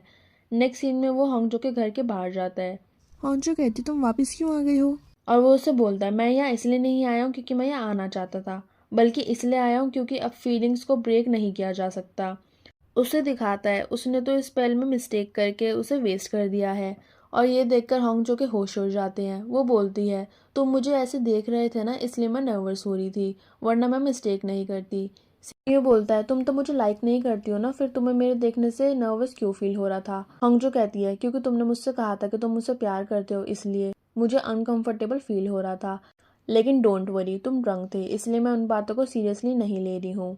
सीनियो कहता है हाँ सीरियसली लेना भी मत। जब तक उनके पास जेजोंग भी आ जाता है तब वो होंगजो से कहता है, तुमने तो कहा था कि तुम दोनों के बीच में सब खत्म हो गया है। तब सीनियो कहता है, कुछ भी खत्म नहीं हुआ है क्योंकि मैं होंगजो से प्यार करता हूँ। और ये एपिसोड यहीं पर एंड हो जाता है। सो फ्रेंड्स, अगर आपको आज की एक्सप्लेनेशन पसंद आई हो तो प्लीज वीडियो को लाइक करें और चैनल को जरूर सब्सक्राइब करें। आपसे फिर मिलेंगे इस ड्रामा के नेक्स्ट एपिसोड में। Bye bye. एपिसोड 7 स्टार्ट होता है और सीनियो जेगयोंग से कहता है, मैं होंगजो से प्यार करता हूँ। उसके बाद होंगजो कहती है, मैं आपको सब कुछ एक्सप्लेन करने के लिए रेडी हूँ कि सीनियो ये सब क्यों कर रहा है। सीनियो बोलता है, रहने दो, ये हमें पागल समझेगा। पर होंगजो स्टार्टिंग से सब कुछ एक्सप्लेन करने लगती है कि उस लव स्पेल की वजह से ये सब हुआ। ये सब सुनने के बाद जेगयोंग बोलता है, क्या तुम दोनों आउट ऑफ माइंड हो गए हो? तुम इतने बड़े हो और तुम दोनों जादू पर यकीन करते हो। सीनियो बोलता है, देखा, मैंने कहा था ना ये हमें पागल समझेगा। फिर होंगजो और सीनियो जेगयोंग को सारे डिटेल्स बताने लगते हैं, पर जेगयोंग बोलता है, तुम दोनों सच में पागल हो गए हो। जेगयोंग बोलता है, अच्छा चलो प्रूफ करके दिखाओ कि ये सब स्पेल की वजह से हो रहा है। होंगजो बोलते हैं, ठीक है। जेगयोंग बोलता है, अगर जादू करने के बाद कुछ नहीं हुआ तो सीनियो तुम होंगजो से दूर रहोगे, क्योंकि इसका मतलब होगा तुम पर कोई जादू हुआ ही नहीं। सीनियो कहता है, अगर जादू ठीक हुआ तो? जेगयोंग बोलता है, फिर बाद में देखेंगे। फिर होंगजो स्पेल करने लगती है। वो थोड़ी देर बाद उन दोनों को अपने घर पर बुलाती है। दोनों उसके घर में पहले जाने के लिए लड़ने लगते हैं। फिर होंगजो उनको बताती है, मैंने फेयर स्किन स्पेल यूज़ किया है। ये सुनकर सीनियो बोलता है, तभी तो मैं सोचूं तुम एकदम से इतनी ब्यूटीफुल कैसे लगने लगी। जेगयोंग बोलता है, मुझे तो कोई डिफरेंस नज़र नहीं आ रहा, ये तो हमेशा ही इतनी सुंदर दिखती है। होंगजो बोलती है, सच में ही स्पेल काम नहीं कर रहा। सीनियो बोलता है, स्पेल वर्क कर रहा है, नहीं तो होंगजो के लिए मेरे दिल में ये फीलिंग्स कभी नहीं आती, इसलिए वो दूसरा स्पेल यूज़ करने को बोलता है। तब जेगयोंग बोलता है, तुम अभी एकदम पैथेटिक दिख रहे हो। उसके बाद सीनियो चला जाता है। फिर जेजोंग होंगजो को बियर पीने के लिए इनवाइट करता है। होंगजो कहती है, मुझे पता है आप हमारे कारनामे देख के हंस रहे हो। फिर जेजोंग कहता है, नहीं ऐसा नहीं है, मैं तो खुश हूँ कि वो स्पेल तुमने मेरे ऊपर यूज़ करने का ट्राई किया था। फिर नेक्स्ट सीन में सीनियो उसी फ्लावर शॉप के ओनर को रोड पर घूमता हुआ देखता है। फिर वो होंगजो को कॉल करता है और जेगयोंग उसका कॉल पिक करता है। सीनियो कहता है, तुम उसका कॉल क्यों पिक कर रहे हो? फिर जेजोंग बोलता है, तुम इतनी रात को होंगजो को कॉल क्यों कर रहे हो? तब सीनियो बहस ना करते हुए बोलता है, होंगजो को बोल देना कि वो अपने घर को लॉक रखे क्योंकि वो गार्डनर बाहर घूम रहा है। जेजोंग बोलता है, ठीक है, मैं बता दूंगा। फिर वो होंगजो को बताता है, जिसके बाद होंगजो बोलती है, उस शॉप ओनर ने भी लव वाटर पी लिया था, बट ये स्पेल वर्क नहीं कर रहा है, तो वो मेरे पीछे क्यों पड़ा है। फिर नेक्स्ट डे हम सीनियर को डॉक्टर के साथ देखते हैं। सीनियर डॉक्टर को अपनी कंडीशन बताता है। डॉक्टर बोलते हैं, शायद ये तुम्हारी बीमारी की वजह से हो रहा है, तुम्हारा दिमाग तुम्हें कंफ्यूज कर रहा है। फिर जेजोंग सीनियर के पास आता है और वो बोलता है, मैंने सुना है कि तुम बीमार हो, क्या इन सब का रीज़न यही है? सीनियर बोलता है, मैं बीमार हूँ, क्या ये तुम्हें होंगजो ने बताया? वो इतनी जल्दी मेरे सीक्रेट किसी को कैसे बता सकती है? जेजोंग बोलता है, बेटर होगा तुम उससे दूर रहो। सीनियर बोलता है, तुम ऐसे प्रिटेंड मत करो कि जैसे तुम उसके कुछ लगते हो। जेजोंग बोलता है, नहीं हूँ, पर शायद लगने लगूं। फिर सीनियो होंगजो को कॉल करके टेरिस पर बुलाता है और बोलता है, तुमने जेजोंग को क्यों बताया कि मैं बीमार हूँ? होंगजो बोलती है, मेरे को तो स्टार्टिंग से ही स्पेल वगैरह पर भरोसा नहीं था, पर तुमने ऐसा फील करवाया कि सब कुछ स्पेल की वजह से हो रहा है। मैंने उनको इसलिए बताया कि तुम अपनी बीमारी की वजह से ये सब कर रहे हो। सीनियो कहता है, मैं ये सब इसलिए नहीं कर रहा हूँ कि मैं बीमार हूँ या मैं तुम्हें लाइक करता हूँ। होंगजो कहती है, ये सब बताने के लिए तुमने मुझे यहाँ बुलाया है। फिर सीनियो होंगजो को कॉल करता है कि उसने उसका नंबर किस नाम से सेव करा है। वो देखता है कि होंगजो ने उसका नंबर ग्रोथ नाम से सेव करा है। वो पूछता है, तुमने जेगयोंग का नंबर किस नाम से सेव किया है? बोलती है, हार्ट लिखकर सेव करा है। और होंगजो की टीममेट्स उन दोनों को देख लेती हैं। वो होंगजो को कहती हैं, तुम कितनों को जाल में फंसाओगी, पहले जेजियोंग अब सीनियो। होंगजो बोलती है, जैसा आप सोच रहे हो ऐसा कुछ भी नहीं है। सेब्यूल बोलती है, अगर तुम मुझसे नहीं फंसा रही हो तो क्या वो तुम्हारे आगे पीछे घूम रहे हैं? तभी टीम लीडर उन्हें बताते हैं कि वो किसी के साथ ब्लाइंड डेट पर जाने वाले हैं। ये सुनकर सारे कलीग्स उन्हें चेयर अप करने लगते हैं, पर टीम मैनेजर को ये सुनकर थोड़ा सा जेलस फील होता है। सीन शिफ्ट होता है और होंगजो रोड साइड पर गार्डनिंग कर रही होती है और तभी बारिश स्टार्ट हो जाती है। उसके पास वो फ्लावर शॉप का ओनर आता है अम्ब्रेला लेके। वो उसे बारिश के बचाने के बहाने उससे क्लोज हो जाता है। होंगजो उससे दूर होते हुए बोलती है, तुम मेरे क्लोज मत आओ। होंगजो बोलती है, तुम्हारा इस तरह का बिहेवियर मुझे बिल्कुल पसंद नहीं आ रहा, तुम मुझे अनकंफर्टेबल फील करवा रहे हो। नेक्स्ट सीन में नायोन सीनियो के कैबिन में जाती है और वो बोलती है, इस वीकेंड हम आइलैंड चलते हैं। पर वहाँ सीनियो की जगह असिस्टेंट डायरेक्टर होता है और उसे पता चल जाता है कि सीनियो की फियांसे और मेयर की बेटी नायोन ही है। नेक्स्ट सीन में होंगजो सोचती है, जब स्पेल वर्क ही नहीं कर रहा है तो फ्लावर शॉप का ओनर उसके पीछे क्यों पड़ा है। वो सीनियर के पुराने मैसेजेस देखकर खुश हो रही होती है। नेक्स्ट ऑफिस में होंगजो की टीममेट बताती है कि जो लड़की कुछ दिन पहले ही ज्वाइन हुई है वो शायद सीनियर को डेट कर रही है, पर अफसोस तुमने भी उसका दिल जीतने की कोशिश करी पर कुछ नहीं हुआ। फिर सीनियर उस फ्लावर शॉप के ओनर के पास जाता है और बोलता है तुम्हारी कंप्लेंट आई है कि तुम हमारे सिटी हॉल की फीमेल सर्वेंट को फिजिकली टच करते हो और मैं इसके अगेंस्ट तुम्हारे ऊपर केस कर सकता हूँ। शॉप ओनर बोलता है ये तुम्हें होंगजो ने बताया होगा। सीनियर कहता है इसका मतलब तुम उसे परेशान करते हो। शॉप ओनर बोलता है तुम मुझे धमकी देने आए हो। सीनियर बोलता है ऐसा ही कुछ समझ लो। अगर सिटी हॉल में ऐसे काम करना चाहते हो तो इस तरह की हरकतें बंद करो।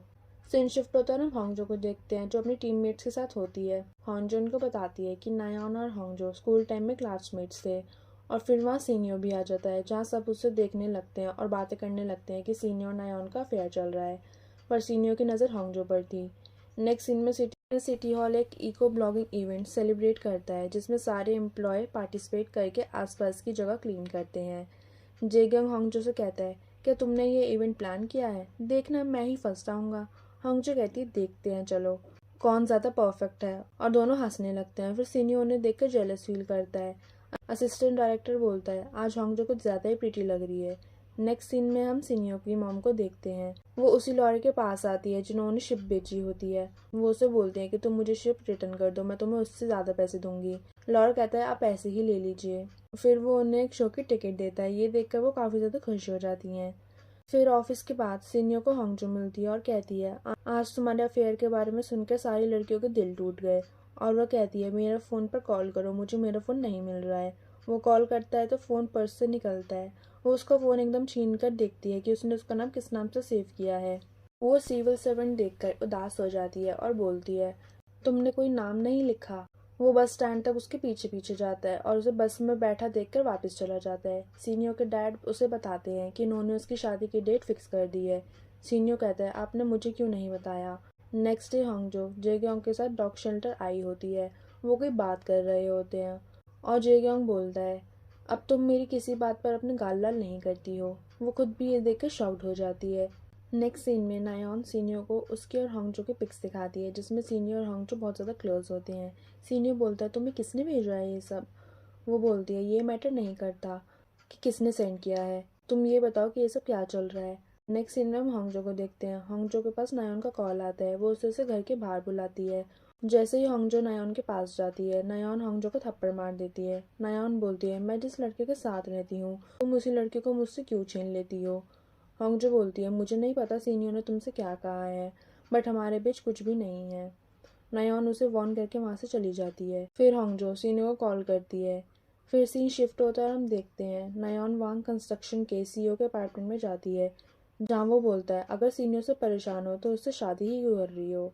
फिर हम उनको किस करता हुआ देखते हैं। इसका मतलब कि नायोन खुद भी सीनियर पर चीट कर रही होती है। फिर नेक्स्ट सीन में सीनियर होंगजो के पास आता है। होंगजो उसे वो वुडन बॉक्स वापस दे रही होती है। सीनियर बोलता है अगर ये सामान तुम्हें नहीं चाहिए और तुम इससे परेशान हो तो तुम फेंक क्यों नहीं देती। होंगजो बोलती है तुमने नायोन से क्या कहा है जो मुझे मेरे घर पे आकर थप्पड़ मार के गई है, तुमने उसे सच क्यों नहीं बताया। सीनियर कहता है ये सच ही है कि मैं तुम्हें लाइक करता हूँ। होंगजो ये बोलते हुए जाने लगती है कि तुम सच में प्ले बॉय हो। तो सीनियर उसे रोकते हुए बोलता है तुम यही चाहती हो ना कि मैं ऑनेस्ट बनूं, तो ठीक है। फिर वो उसे एकदम किस कर देता है और एपिसोड 7 यहीं पर एंड हो जाता है। सो फ्रेंड्स, अगर आपको आज की एक्सप्लेनेशन पसंद आई हो तो प्लीज वीडियो को लाइक करें और चैनल को सब्सक्राइब करें। आपसे दोबारा मिलेंगे इस ड्रामे के नेक्स्ट एपिसोड में। Bye bye.